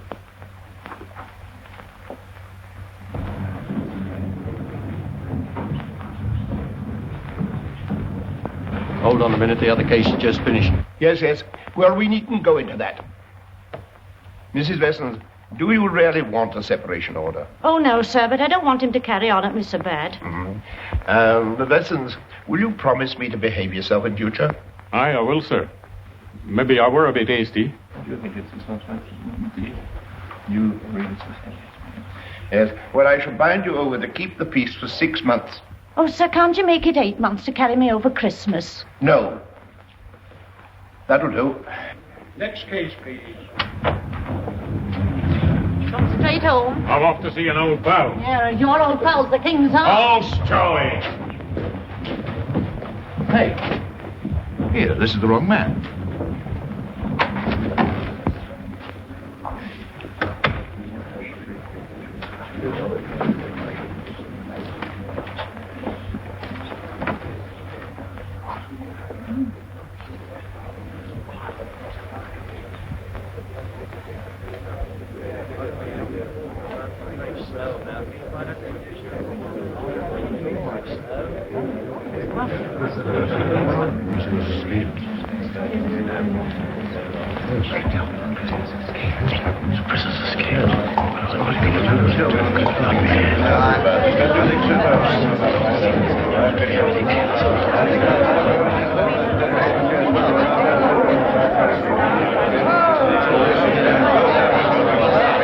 Your worship,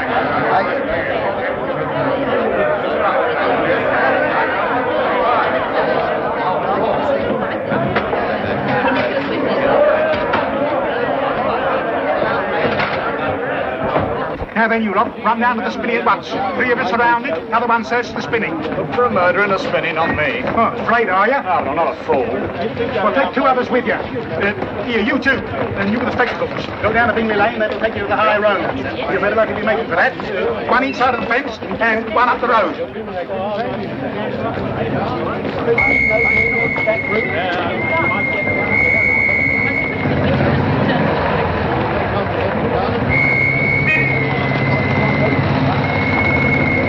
Sergeant Deacon's can't make for Elton Station. There's a train leaving in quarter of an hour. Make sure he's not on it. Yes, sir. And see that every station up the line is warm.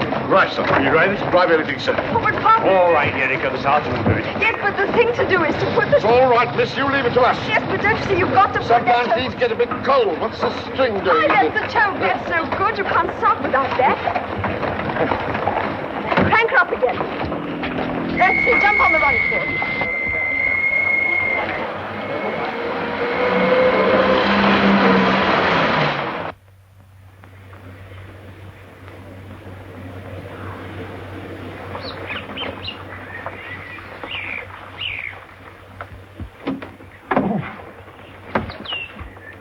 It's all right. I stopped.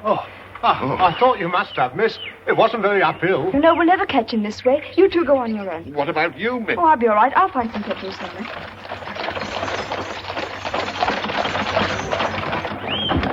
Hold on, young man. Oh, for why? We've got to commandeer you. You're going to what? Use your cart in the name of the law. You can't do that. Didn't the Black Maria? It is for the moment. We got to get to the railway station quickly. I can't go quickly. Pigs don't like it. We can't help that. We're on a job. Pigs is my job. I hope you'll be all right, Miss Burgoyne. Don't worry. I hope you'll find him. Now then, where do we sit? With pigs. Go on, jump up.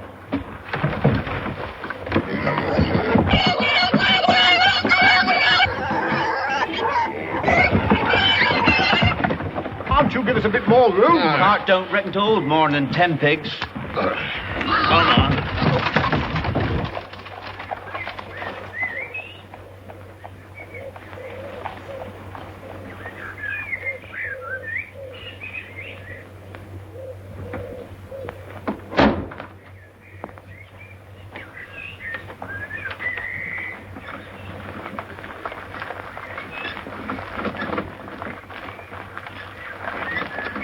Well, if it isn't Florence Nightingale. What are you doing here? You must be mad. Don't you remember who I am? Yes, you're only the Chief Constable's daughter. And my ministering angel. I don't see that so very funny. Don't you realize half the countryside is looking for you?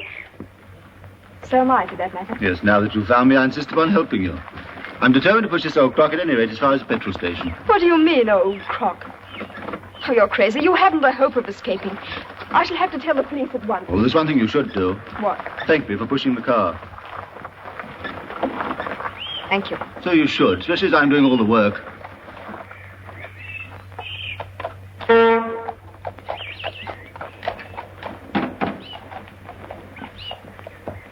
Two gallons, please. Ginger, 2 gallons.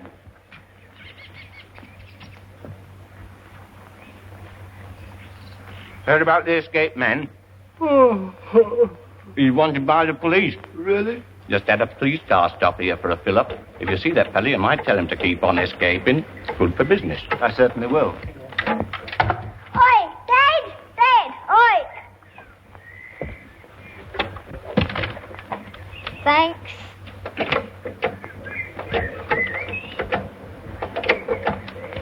How much? 2 and 11. You can keep the penny. Thank you. You must let me know where to send the money to. Anywhere you like. Will you give it a string, please? Right, I'll do it. How far is from Tom's Head? Well, you go straight along that road about twice as far as you can see. How far would that be? Oh, about 5 miles, I reckon. Then turn right, go along a mile, take left fork, and 2 miles along that road. Not right fork. Right fork will take you back to town. Left fork. That's right. And it's 2 miles up that road. Hear that, my dear? 5 miles straight ahead, turn right along a mile, then take the left fork. Yes, I heard. No, I can't possibly. Don't forget it's my petrol. Straight up that road, miss, about 5 miles. Yes, thank you, I heard.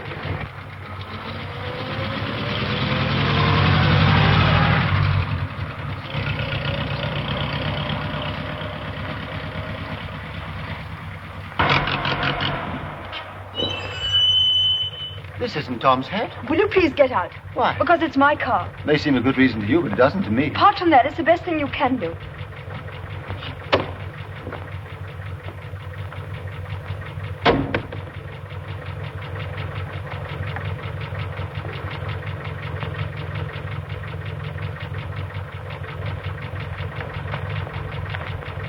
Aha, so I've won you over. You most certainly have not. Oh, yes, I have. You see that it's too risky for me to go to Tom's Hat by daylight, so what do you do? Not a thing. You persuade me to stay in a deserted mill until dark, and then you return and drive me over to Tom's Hat before he closes. I feel like Bonnie Prince Charlie. You must be Flora MacDonald. A little while ago, I was Florence Nightingale. That's what I like about you. You're different. How can you joke about this? Don't you know what it means if you're caught? I can make a rough guess. Horribly rough. Well, it isn't funny, is it? No, but I can laugh because I'm innocent. You don't believe that, do you? I wish you did. Well, what are you going to do?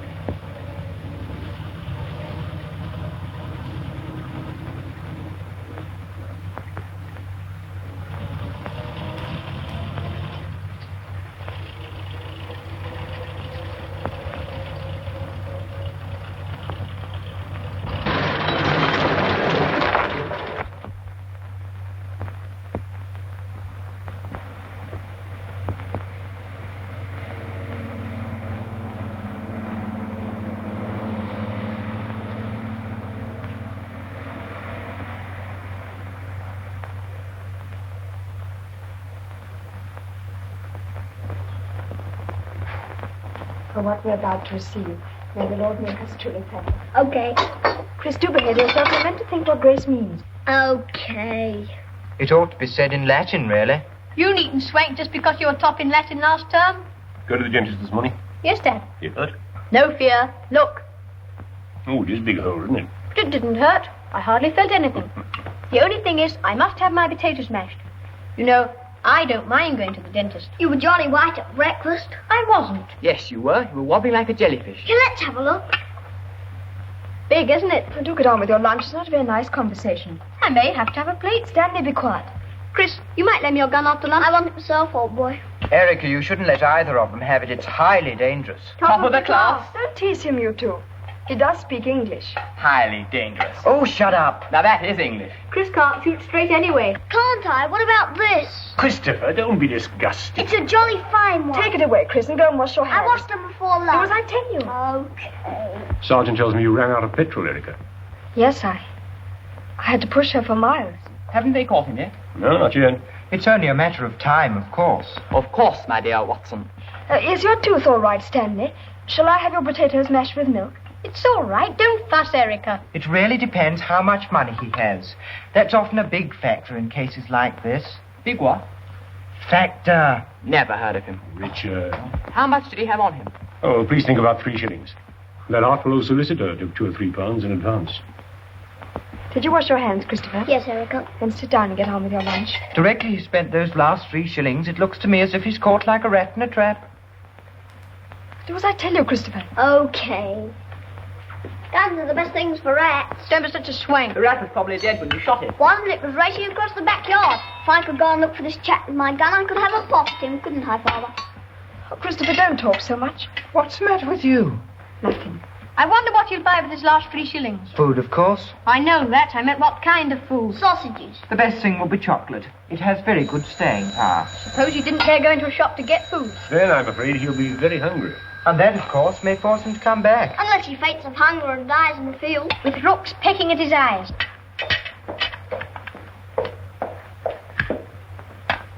Inspector Marshbank's on the phone for you.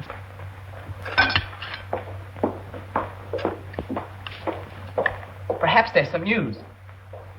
Yes, Inspector? No news at all. Well, there must be some sort of clue. Yes, I see. Poor devil. All right, I'll come along presently. Let me know, won't you, if anything turns up. Yes. Goodbye. Have they caught him yet? No, not yet. Don't think much of our police force. They want some young blood, don't they, Father? I'll give you young blood. If they don't find him, will you get the sack, Father? I shouldn't be at all surprised. I don't think he's got much chance, though. The inspector tells me that he only had a cup of tea last me. I night. shan't be a minute. All the roads are encircled. Can't last long. Jolly exciting, isn't it?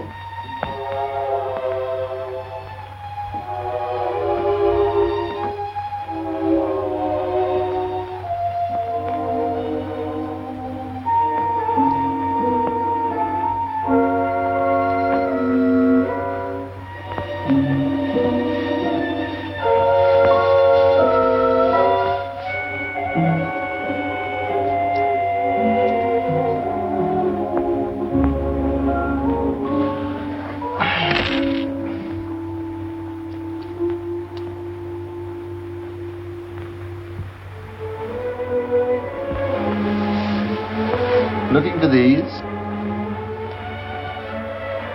So you came back after all. You really do think I'm innocent? Not at all. I came back to pay my debt for the petrol. Hello, what's that? Food? I really don't know. Well, bye. Perhaps you're right. It's dangerous for you to be around here. Seriously, I'm very grateful. If it's any consolation to you, I want you to know that I'm innocent. Just because I know nothing about this horrible business, I made that dash for it this morning. I know if only I can get to that calm and shelter, I can put an end to this crazy situation. Do you mind if I eat?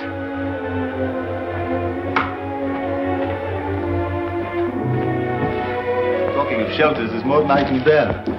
24 hours since I made anything but police station tea.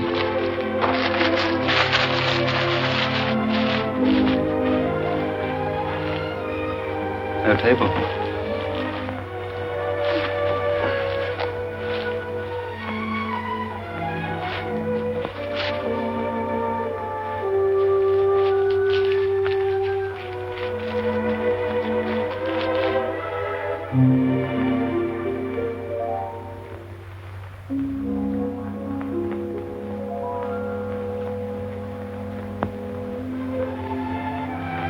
Wouldn't trust a wicked murderer like me with a knife there. It isn't that at all. I just forgot it. There you are. You see, you don't believe I'm a murderer. Now, where was I? Ah, yes, Christine Clay was strangled with a belt from a raincoat. I knew her and can't produce my raincoat. It was stolen. But I'm going to find it with this belt. You'll see. Then I shall be cleared. Did you... What were you going to say? Oh, nothing. It doesn't Now, go matter. on. What were you going to say? Did you know Christine Clay very well? No. I met her in Hollywood. She liked the story I wrote her and asked me to do another, that's all. I went to her cottage 3 or 4 times to talk things over. Beyond that... See that? What? Bit of paper coming out of the old mill. Someone's in there. Oh, perhaps it's, Yes. Come on. True, I did her a good turn, but I never dreamed she'd go so far as to leave me something in her will. Is that your dog? Yes, why? What's he barking for? Well, he wants to be let in, I suppose.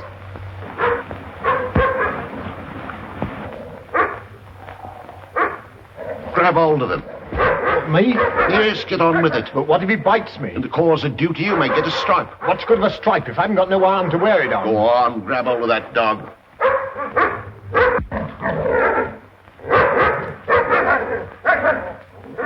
right, leave him alone and come inside.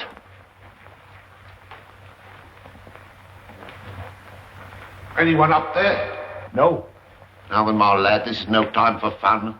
You go up aloft and have a look.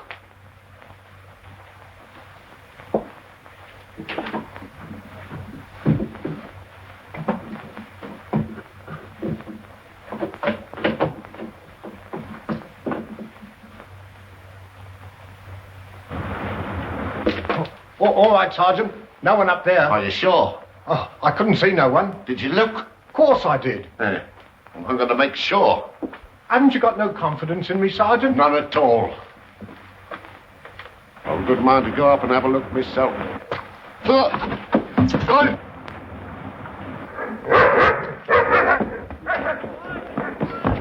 Don't let them see you. Where are we going? Don't ask questions. Pull that string. Stop that! Stop! I charge you in the name of the law! Stop that car! Towser, we've left Towser behind. It's all right, he's keeping up. If you don't stop, I'll jump out.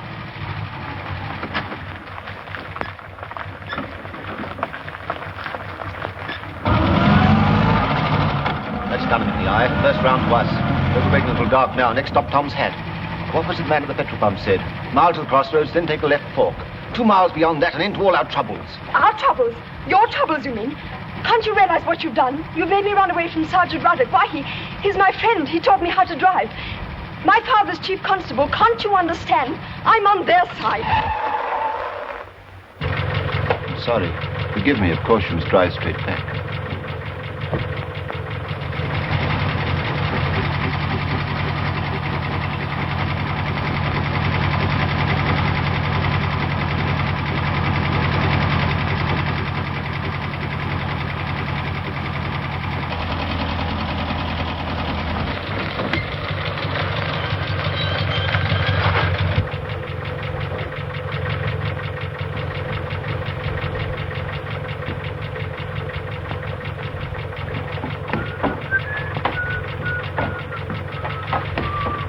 It's all right.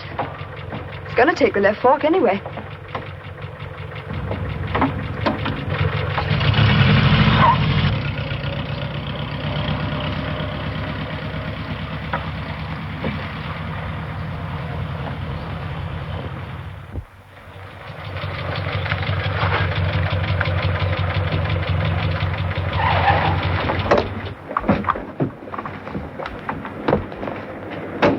Not go, and somebody might recognize you. I'll find out all I can about the coat. I might as well say this through now. You better hide behind here.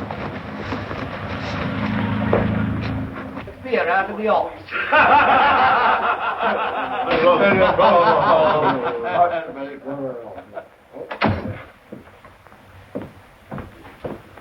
Cup of tea and a piece of cake, please. Take a seat. Bill? Hello. You'll have to stick a card up. Dainty teas. I think it's very nice to have ladies' company for a change. Don't you have lots of it? I thought lorries were very popular.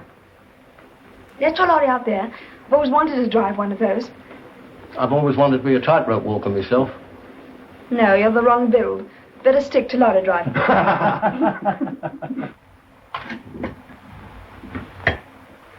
You don't happen to know, do you, if a raincoat was found here last week?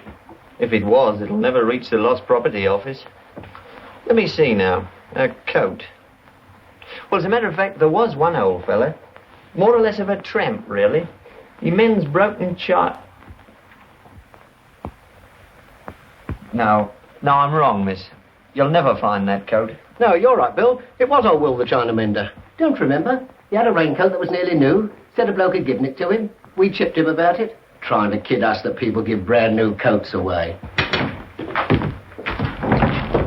Shut your blinking mouth. Leave old Will alone. If he did, no need for you go opening your trap and shouting his name all over the place. I'll say what I darn well like. Why, you couple of rotten...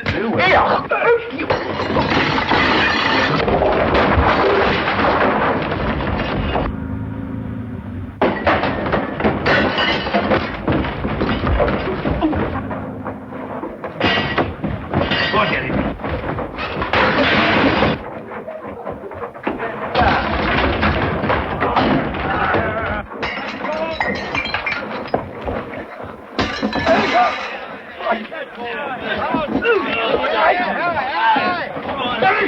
good. Here I am.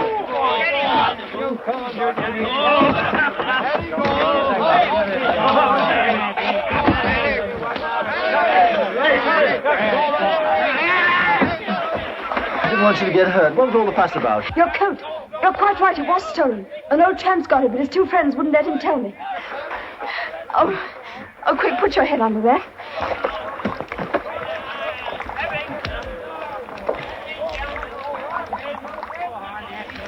Oh, dear. It's so difficult.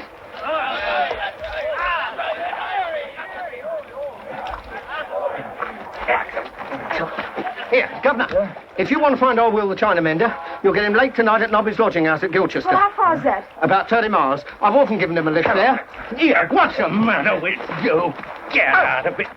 Will, Well, all you have to do now is to get the coat back from the tramp. I'm glad you took the left fork. So am I now. Oh, goodbye. Many, many thanks. Can I just wish you good luck?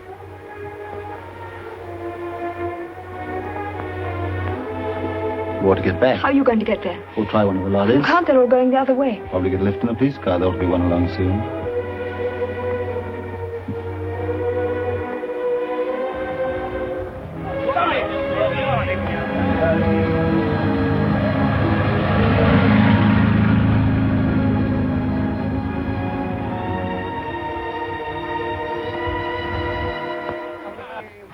I think it's marvellous of you, but you're not being very sensible, you know. Must we go on and on about this? Yes, what about your father? Won't he miss you? I've thought all that out. My aunt lives about 2 miles from where we want to go. I can call on her and then tell my father quite truthfully where I've been. To salve your conscience, huh? Yes, if you like. I need only stay 2 or 3 minutes, then we can be off again. Well, this may be useful. What's that for? For getting in touch with old Will. But he might be in bed when I get to the lodging house. You mean it doesn't do night work? I shouldn't think so. Well, we can do without it then.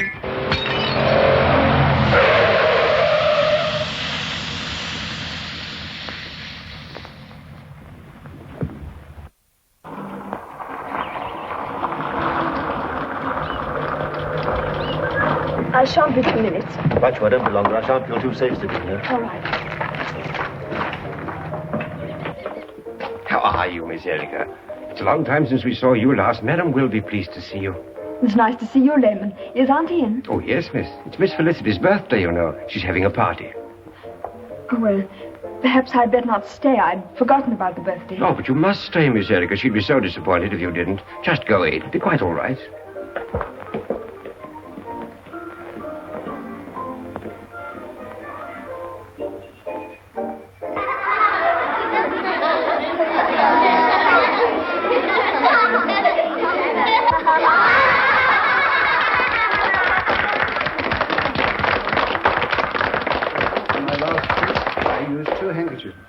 One, a red, the other, a green.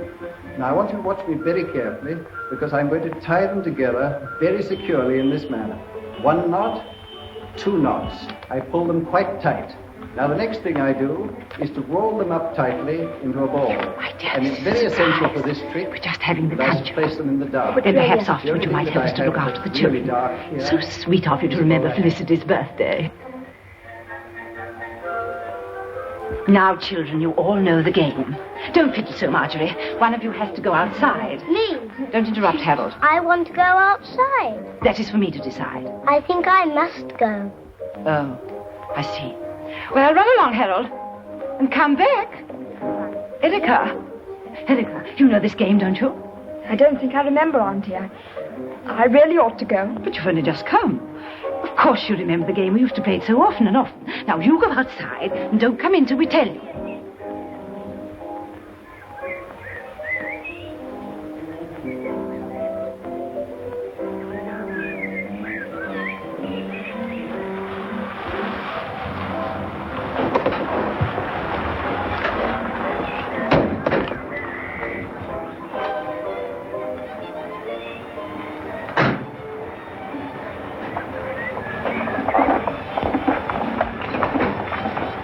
Isn't this Erica's car? Yes, it is, sir. Are you a friend of hers? Oh, yes, she's inside. What, and left you out here? Never heard such a thing. Oh, she said she wouldn't be long. Oh, yes, she will. It's Felicity's birthday party. Felicity? My little daughter, she's 7 today. Oh, yes, of course. Felicity's birthday. I was forgetting. She always brings over a present, hasn't missed a year. Really? No, not a year. There was something radically wrong if she forgot her birthday. Oh, quite. Well, come along in. No, I better not. Nonsense. I can't leave you out here like a criminal. Come along. With great fun. Sure it will.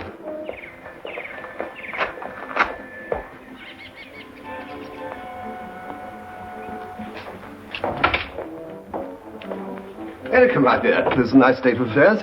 You bring a young man, then leave him outside. I only meant to stay a few minutes, Uncle. Oh, nonsense. You must stay here and see the party go with a swing. Look, we must get away. Every minute's important. It's this frightful party. I'm having an awful job. Yes, I know. You've been so good, and I'm so grateful I could. Come in now.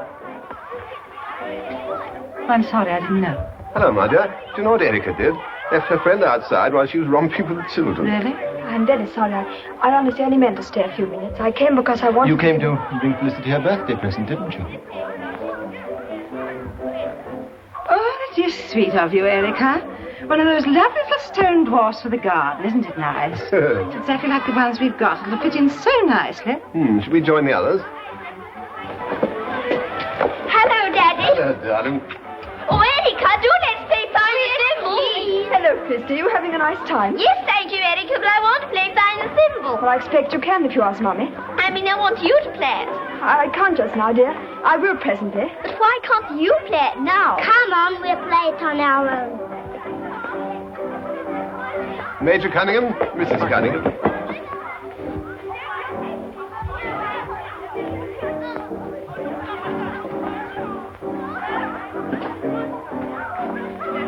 Sit by me.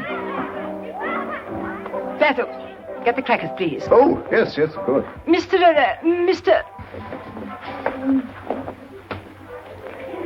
I suppose you're staying with the Burgoynes, Mr. No, not exactly, quite near. Such a large family. I never remember how many there are. I suppose you'll find that rather difficult. Yes, I'm not too sure myself. Erica, I'm so sorry. I didn't quite catch your friend's name. Beechcrop Manning Tree. Oh, really? It's an extraordinary name, isn't it? I don't think I've ever come across it before. Come along, Erica. Oh,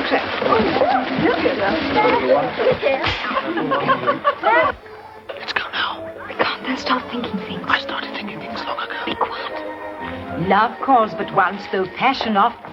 Oh. I say, steady, old girl. I'll read it out. You must leave things like that to me, Harold. It was my motto. Are the ices? In the nick of time.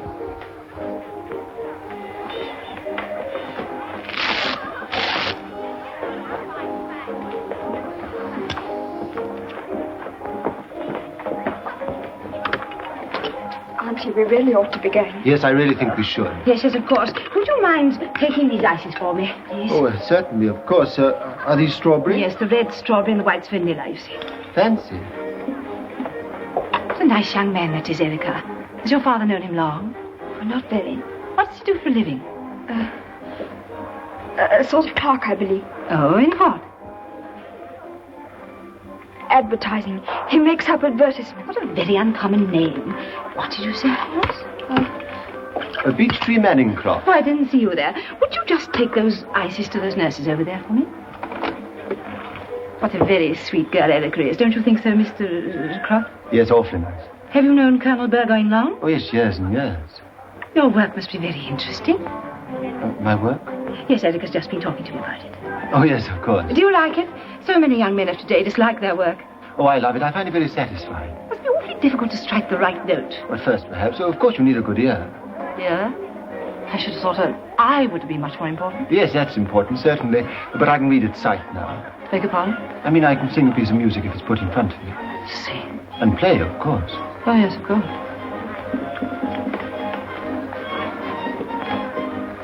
I'll tell her definitely we're going.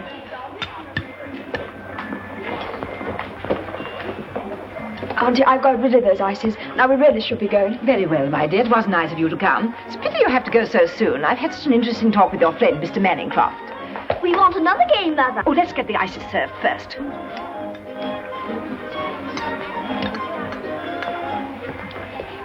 Just wait till the children go. Well, one more. What should it be? Hal wants blind man's buff. I'll be blind man? That's for me to decide, Harold. Mother's would be first blind man, eh, Felicity? Tie up, Uncle. I don't think so, dear. I'll do, and then you can try and catch me.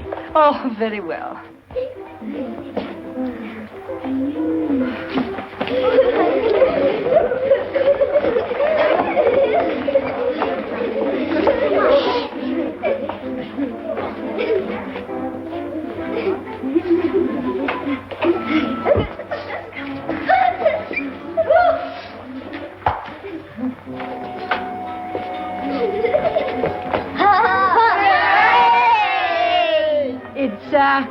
Mr. Beechtree. Oh. Where's Erica? They've gone home. They asked me to say goodbye. You idiot. Didn't you realize there was something going on between them? She didn't know his name. He didn't know it himself even, really. Oh, you're exaggerating. Nothing of the sort. I wanted to find out more about them. If you hadn't made me play blind man's buff.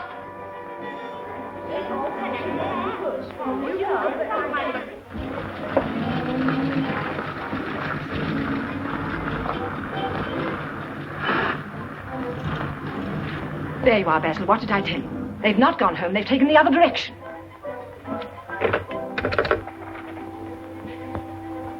Kingthorpe, 843, please. Hurry. Oh, why, hello, Margaret.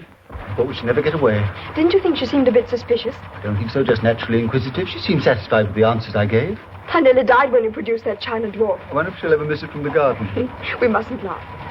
Why not? It was very funny when she asked my name. I was scared stiff. The look on your face. No, we mustn't laugh. It's very serious. I will say you look much better when you're laughing. Do I? Of course, I don't want to make trouble. I feel it's my duty to tell you. I mean, Erica's so young. She's at an awkward age. Oh, but I can't understand it. Erica always tells me she's going a long way. And certainly who she's going with. Oh, Gordon Blame is the only man I don't like to see her with. Well, then it was him. I was sure of it. He gave a false name. Yes, but he's in India. Oh, then it wasn't him. Which way did you see the car went? Yes. Yes? All right, I'll phone you later. He never even thanked me. 2 more miles and we'll be there. 2 more miles and we'll be there. Yes, we'll be there. What then? What then, my child? What then? The tramp, the coat, the belt, back to Daddy Edith's. Are you sure the tramp will be there? Of course he will. He'll be standing on the doorstep, tears streaming down his simple face, saying, "Here you are, Governor." Will it be as easy as all that? Why not? Everything's gone all right up till now. I don't see why our luck should change. I hope not. It'll be such a waste. When you get back to your father, you can burst open the door and say... With a throb in my voice. Yes, a throb in the voice is certainly indicated. You will stand in front of him and say, "I've travelled far and risked much. And here is the man in all his innocence." Then he'll pat me on the head and say... With a throb in his voice. "Thank you, Erica. Thank you." You're rather touching if you note, I think. Oh, Robert, if only things will turn out all right. They've started to. Well, how do you mean? You call me Robert. Oh, did I? I didn't notice it. She'll be going through Lemming unless she turns back. Why, it's an old Morris. No, I don't remember the number. She'll have someone with her. A young man, I believe. Get her to telephone me, will you?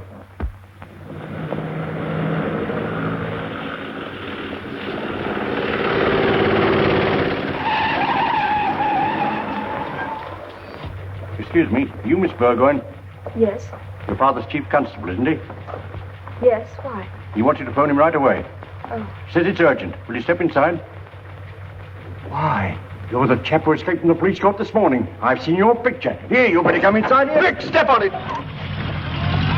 He's overconfident. We ought to give him this place a miss. Still, we may do it. That's the best you can get out of her. God, we seem to be crawling. It's awful running away like this, especially with an escaped man. It means I'm an accessory. I'll get 10 years. Oh, it's terrible. What'll happen to the boys? Poor father. We must go faster. You've got to get that coat back. I can't go back now. Oh, poor father, what shall I tell him? Well, I suppose it must be the men. I can't understand it. Keep my daughter's name out of it, Inspector. Well, for the time, anyway. That's all right, sir. Don't you worry. The search is well underway. He's probably forced her to go to Ashcroft Forest. There'd be less chance of them being found there. We're combing the forest now, sir.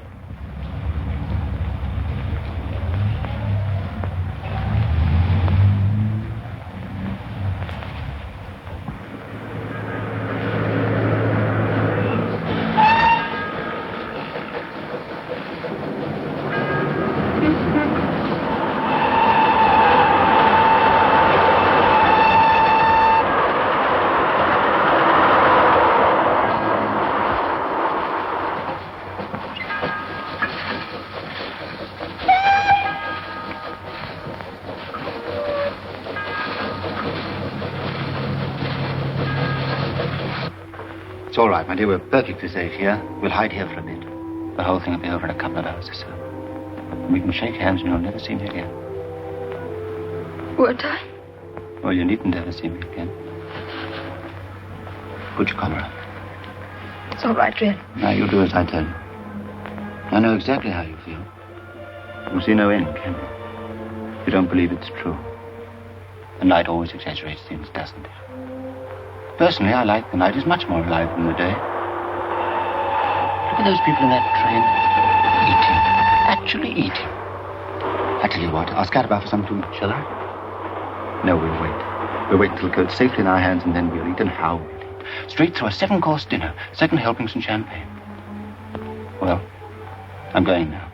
I shan't be long. Then off we'll go and dangle the belt before their goggling eyes. And then I'll carry you all the way home. Well, now for the lodging house. Look what I pinched from a rail woman's hut.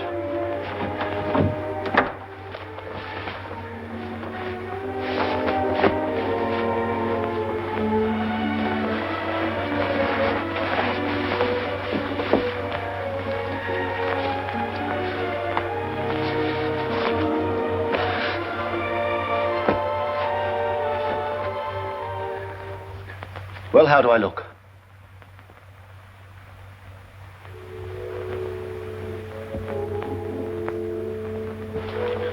Erica.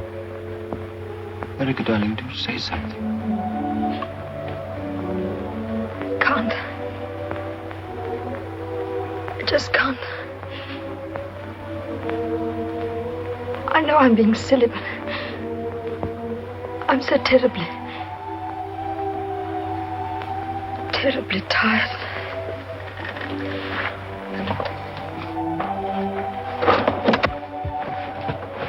My dear, of course you are. What can I do? Perhaps you better get along home. No. I'm going to sit out now. For Martha's. Will I be all right here? I don't want anything to happen to me. You'll be perfectly safe, I promise you. Now, you have a little nap and try and forget all your worries. That's right.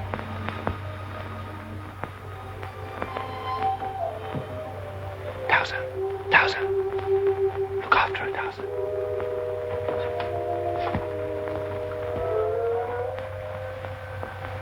I don't want anything to happen to you either.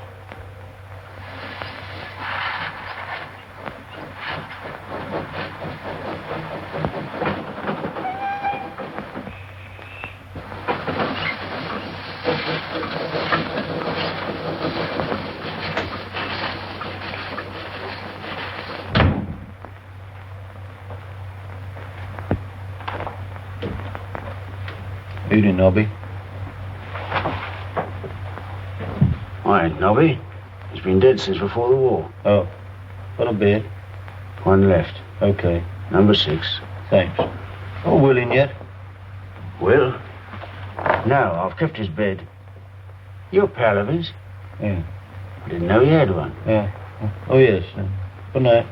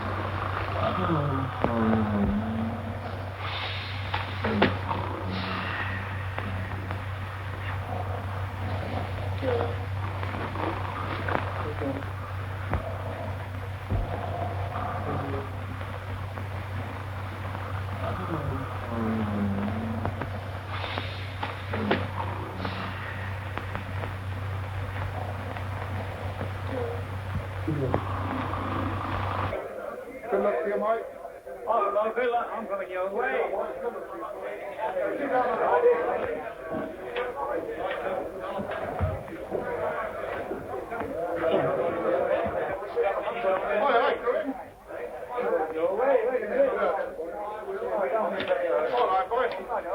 I don't want any of that business here, do you understand? I don't want to come here again. That's all right, then you keep out. The beds ain't worth sweeping in. Get out.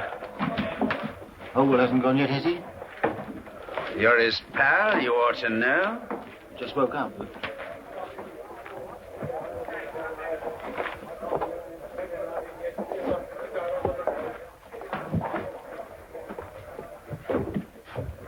you know which is Ogle the Chinaman? No, mate, never heard of him.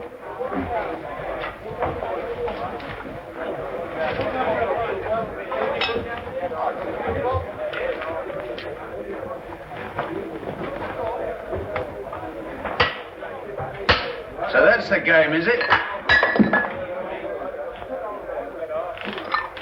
So you are a pal of his after all. How long's this racket been going on? Well, who wants me? Oh, the governor. Hello, Ducky. Cup want mending? Don't you come your racket in here. What's your trouble, Coat? Getting your pal to bust up my china so that you can mend it. My pal? I don't want any argument from you. It's the last time you come in here. What do you mean? And who are you? Listen, I want to talk to you. I'll handle you in a minute. It's in my one. I've got to talk to you about something very important. What's your game? And who says that I'm your pal? Oh, no, that was a mistake. I was thinking blinking well was. I've chased you for nearly 50 miles.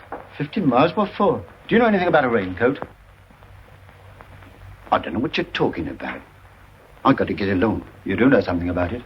But I'm not interested in you. I only want the coat. Go on, Will. Bash his mug in. You get something you don't expect in a minute. You got a coat from Tom's hat, didn't you? Well, it's mine. Only one for evidence. You can have it back afterwards. It's no good asking me. I keep telling you I don't know nothing about it. Oh, why are you so obstinate? I tell you it's a matter of life and death. It's going to save me. It's going to save me from a charge of murder. The police are after me now. Hi, Governor. Murder here. I can't hang about here before you... Erica. My God, they'll find her. Come on, I'm not finished with you yet. What's the idea? Here, wait a minute, Governor. Where are you going? Charge with murder. The police are after him. Hurry up, Sergeant. They just run out. Erica! Start her up, quick! What's the idea? I don't want to get in there.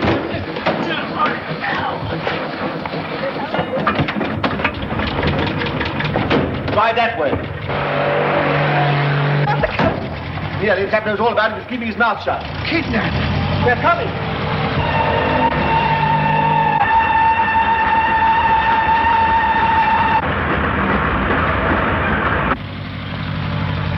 Come on, Townsend. What's the matter with the darn dog? My Jesus! Coat! Look, the raincoat. Pull up! We've got it!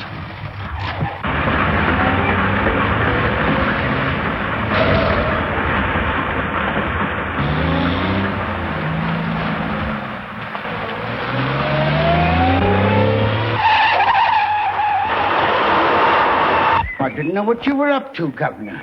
Coming along and saying you're my pal. Dragging me about like this, I feel like a shy bride. I'm terribly glad. I wonder how far the nearest telephone box is. I ought to get on to Father. Here you are. It's mine, all right. There's no belt. Man, what have you done with the belt? What have you done with that belt? Belt? Well, here's where it was fixed. What's happened to it? There wasn't no belt on it when the bloke gave it me. And it was my belt. Who'd you say gave you the coat? I told you, some fella. Well, can't you remember what he looked like? Yes, he blinked. What do you mean, blinked? How do you mean? Like his... Anyhow, his evidence is as good as the belt. He knows that I didn't give it to him. Oh, no, Governor, it wasn't you. It's no good, Robert. Of course it is. It's perfectly good proof. The police will never believe his evidence. What do you mean, I'm respectable? And as for Trump saying he was given a practically new overcoat, well, they'll think it's fantastic. I've got to talk to you more about this. The police will catch up with us soon. Where's the best place to hide? Well, there's Brickett's Wood about 3 miles off, and there's a quiet little lane I know where nobody goes much before you get to everything. Oh, what about the old mine workings? About a mile or so up. That'll do. Come on, Erica.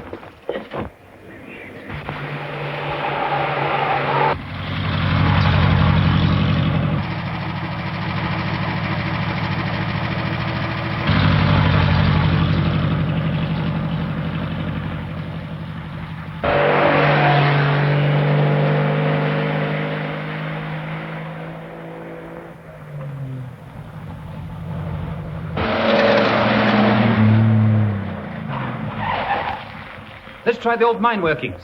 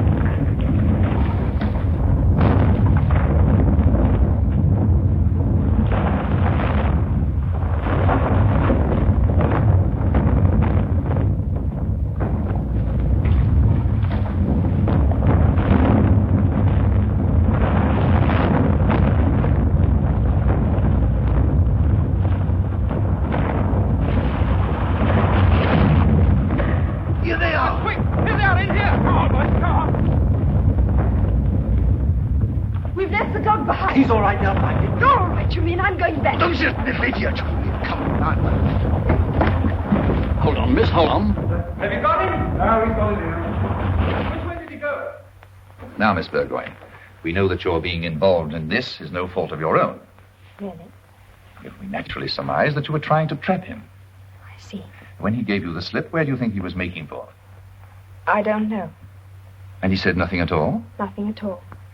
Miss Burgoyne, I'm doing all I can to make things easy for you. Will you please try and make them easy for me? I've got a job on here. I've got to find a murderer. Then why don't you? Well, we're doing our best. You're not. Can't you see what a mistake you're making?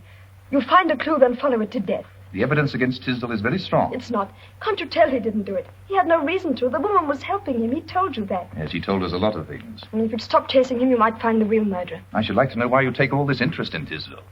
Because he's innocent. He couldn't kill anything. He's much too kind and gentle. Why, he's the finest person... I'm sorry to have kept you waiting, gentlemen.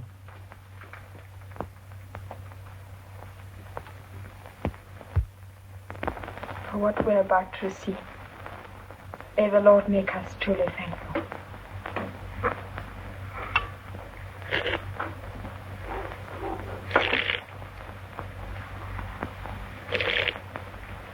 Christopher, try not to be so noisy with your soup. Okay.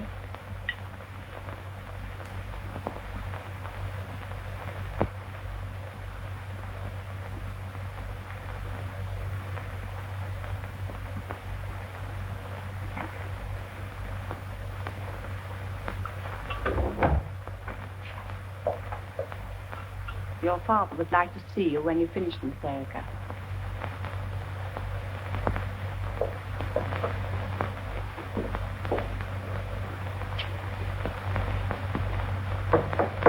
Come in.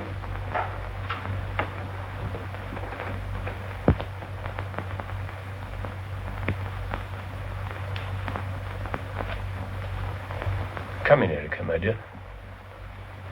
I wanted us to have a little talk together.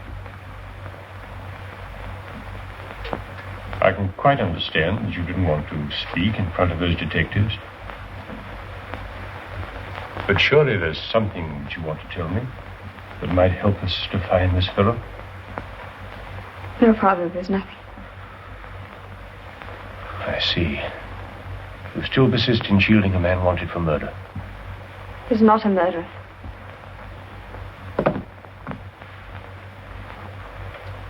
You know as well as I do that you're committing a criminal offense.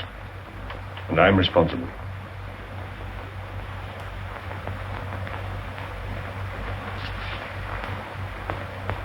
You'd better read this.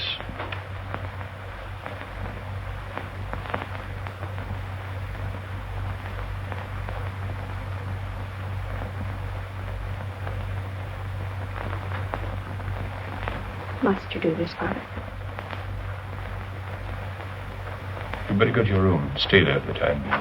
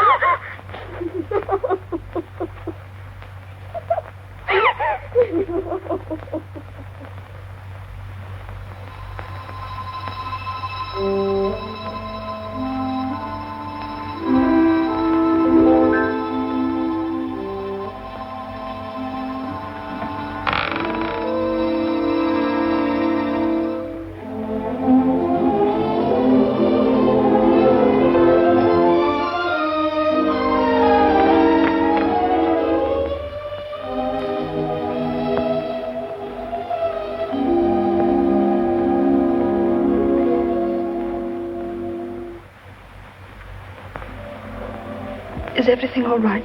Has old Will found you? I'm going to give myself up. That's why I came back. I wanted to tell them that I forced you into it. To say goodbye. I did it because I wanted to. It's no use. That coat with no belt was the end of everything. Suppose they found it in the car. Yes, they brought it in while I was being questioned. No belt in the pocket by any chance? No. Nothing but a box of matches in the Grand Hotel.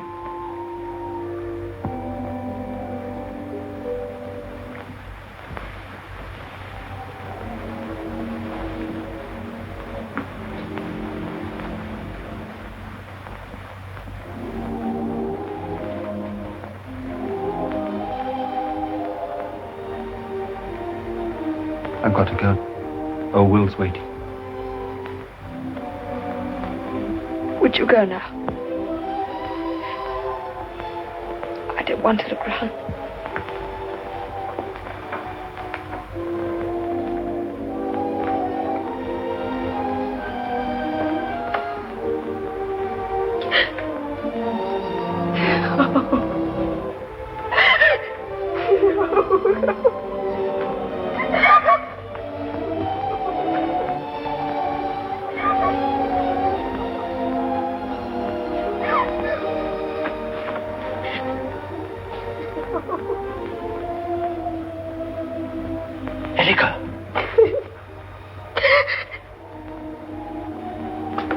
Those matches.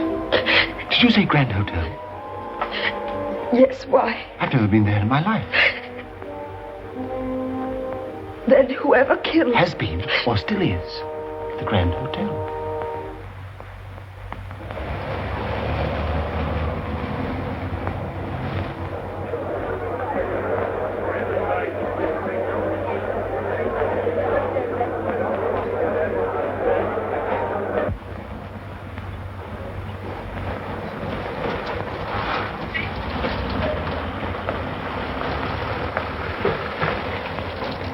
Well, if it isn't Cinderella, what's the idea?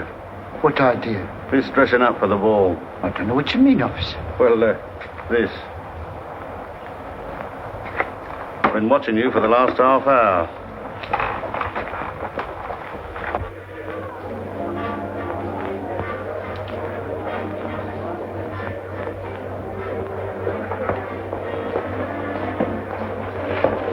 I'm so glad you came back. I don't know what I'd have done without you. After all, you're the only one that can recognize him. These boots pinch a bit. I haven't had time to slit them from my corns.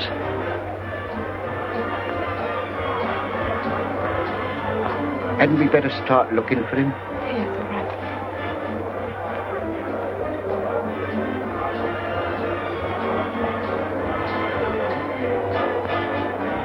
Here, what's that place? That's the office. Well, perhaps they know a bloke what twitches. I'll go and ask. Excuse me, miss. You don't happen to know... Just a moment, please. All right.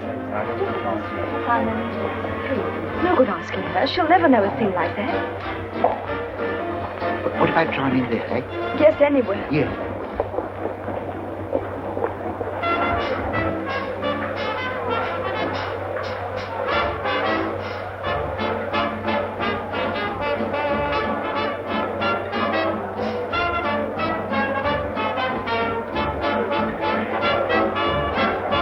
Yes, sir?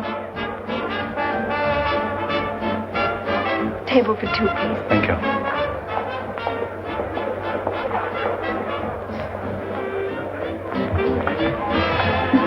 You ought to order tea or something if we're going to stay here long. I'd sooner have beer. I don't think we can get any at the moment. I better order it as I'm the man, eh? Psst. 2 cups of tea, please. Indian or China, sir? No, tea. Who's the fellow you seldom think of when you think of a band? Isn't the leader who stands in front? Keep an eye while I telephone her father. Beg it on. Haven't you seen anyone with a twitch yet? Too many people. You must find him. Well, I can't ask them all if they twitches, can I? Now, we've bitten off more than we can chew here, Ducky. He must be here somewhere. excites your dancing feet. I'm right here to tell you, mister, no one can like the drummer man when it comes to doing tricks with a pair of hickory sticks. I'm right here to tell you, sister, no one can like the drummer man. Every man who plays in the band is wonderful too. I've got to give credit where credit is due, but when it comes to make that music pop, make you give it all it's got, I'm right here to tell you, mister, no one can like the drummer man.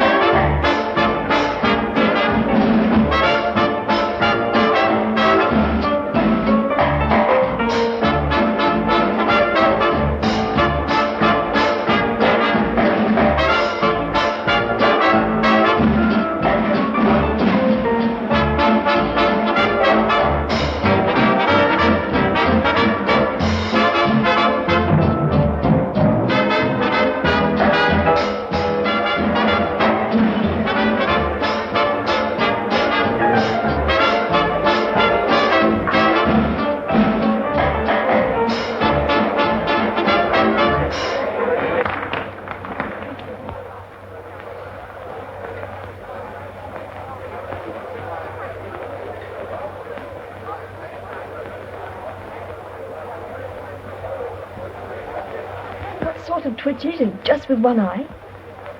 No, both eyes. I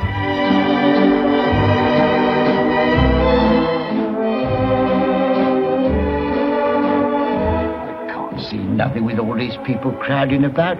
Can't we go to another table? We can't, they're all taken. Well, we got to get a look somehow. What about dancing around, eh? Can you dance? No, of course not, Ducky, but I don't mind having a go. It's only half walking anyway. All right. I wish I had my old boots.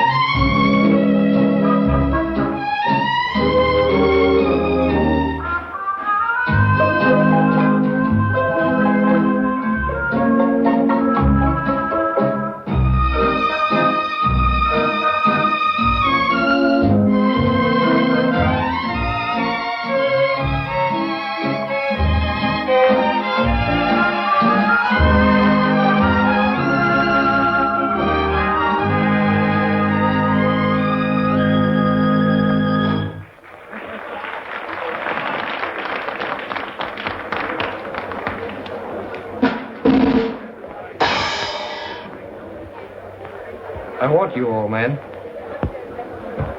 Don't come in again like that. It isn't funny, and I pay someone else to make the orchestrations.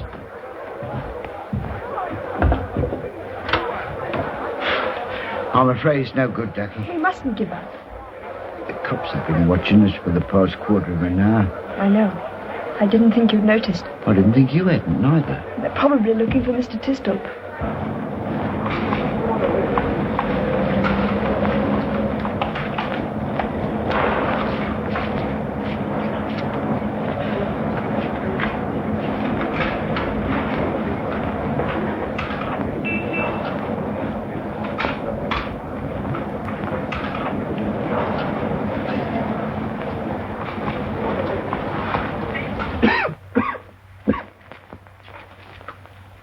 I shouldn't take too many of those, old man. I'll take as many as I will, please. All right. I'm sorry. They were giving me to stop this twitch. It's got to be stopped somehow. It's getting on my nerves. Come on, boys. Time's up. I want to thank you for your patience and your consideration. The whole thing's beyond me. You must go in. Sorry, sir, but it can't be helped. Yes, of course. Go ahead. Do whatever you think fit. There's nothing you need Here, what's to that? I was saying there's nothing you need do to her. It's all right, I'm not going to give any trouble. But you didn't think of that sooner. You might have saved a great deal of trouble. Well, take him inside, Sergeant. I'm going to get Miss Burgoyne and the other man. Right, boys, give us a name. Whereabouts? Over there. Ask him to come out, will you?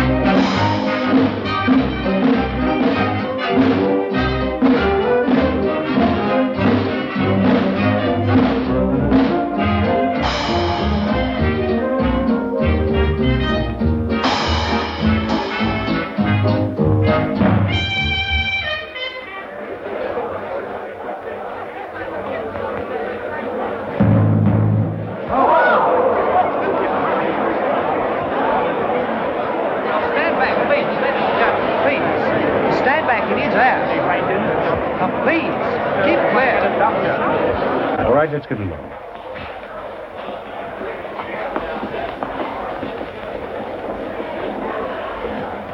What happened to the bandsman, waiter? I don't know, sir. I was trying to find a doctor that don't seem to know what to do for him.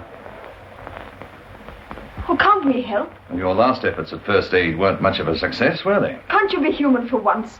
Here.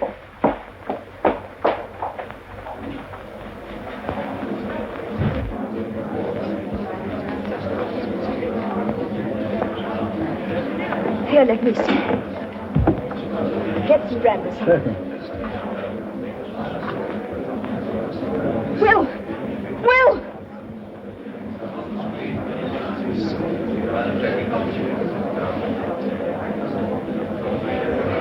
Look, Will, his eyes.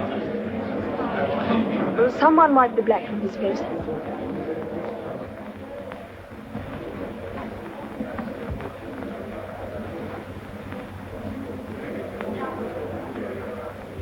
That's him, miss. It's him, all right.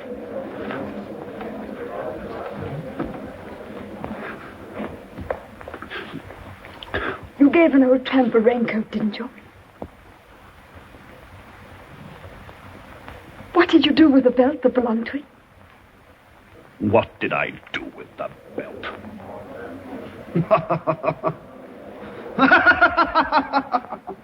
I twisted it round her neck and choked the life out of her.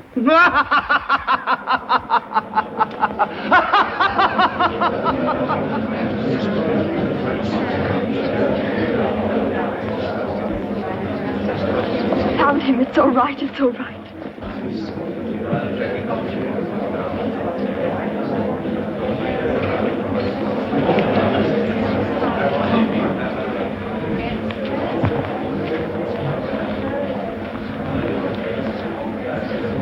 Father, don't you think we ought to ask Mr. Tisdale to dinner?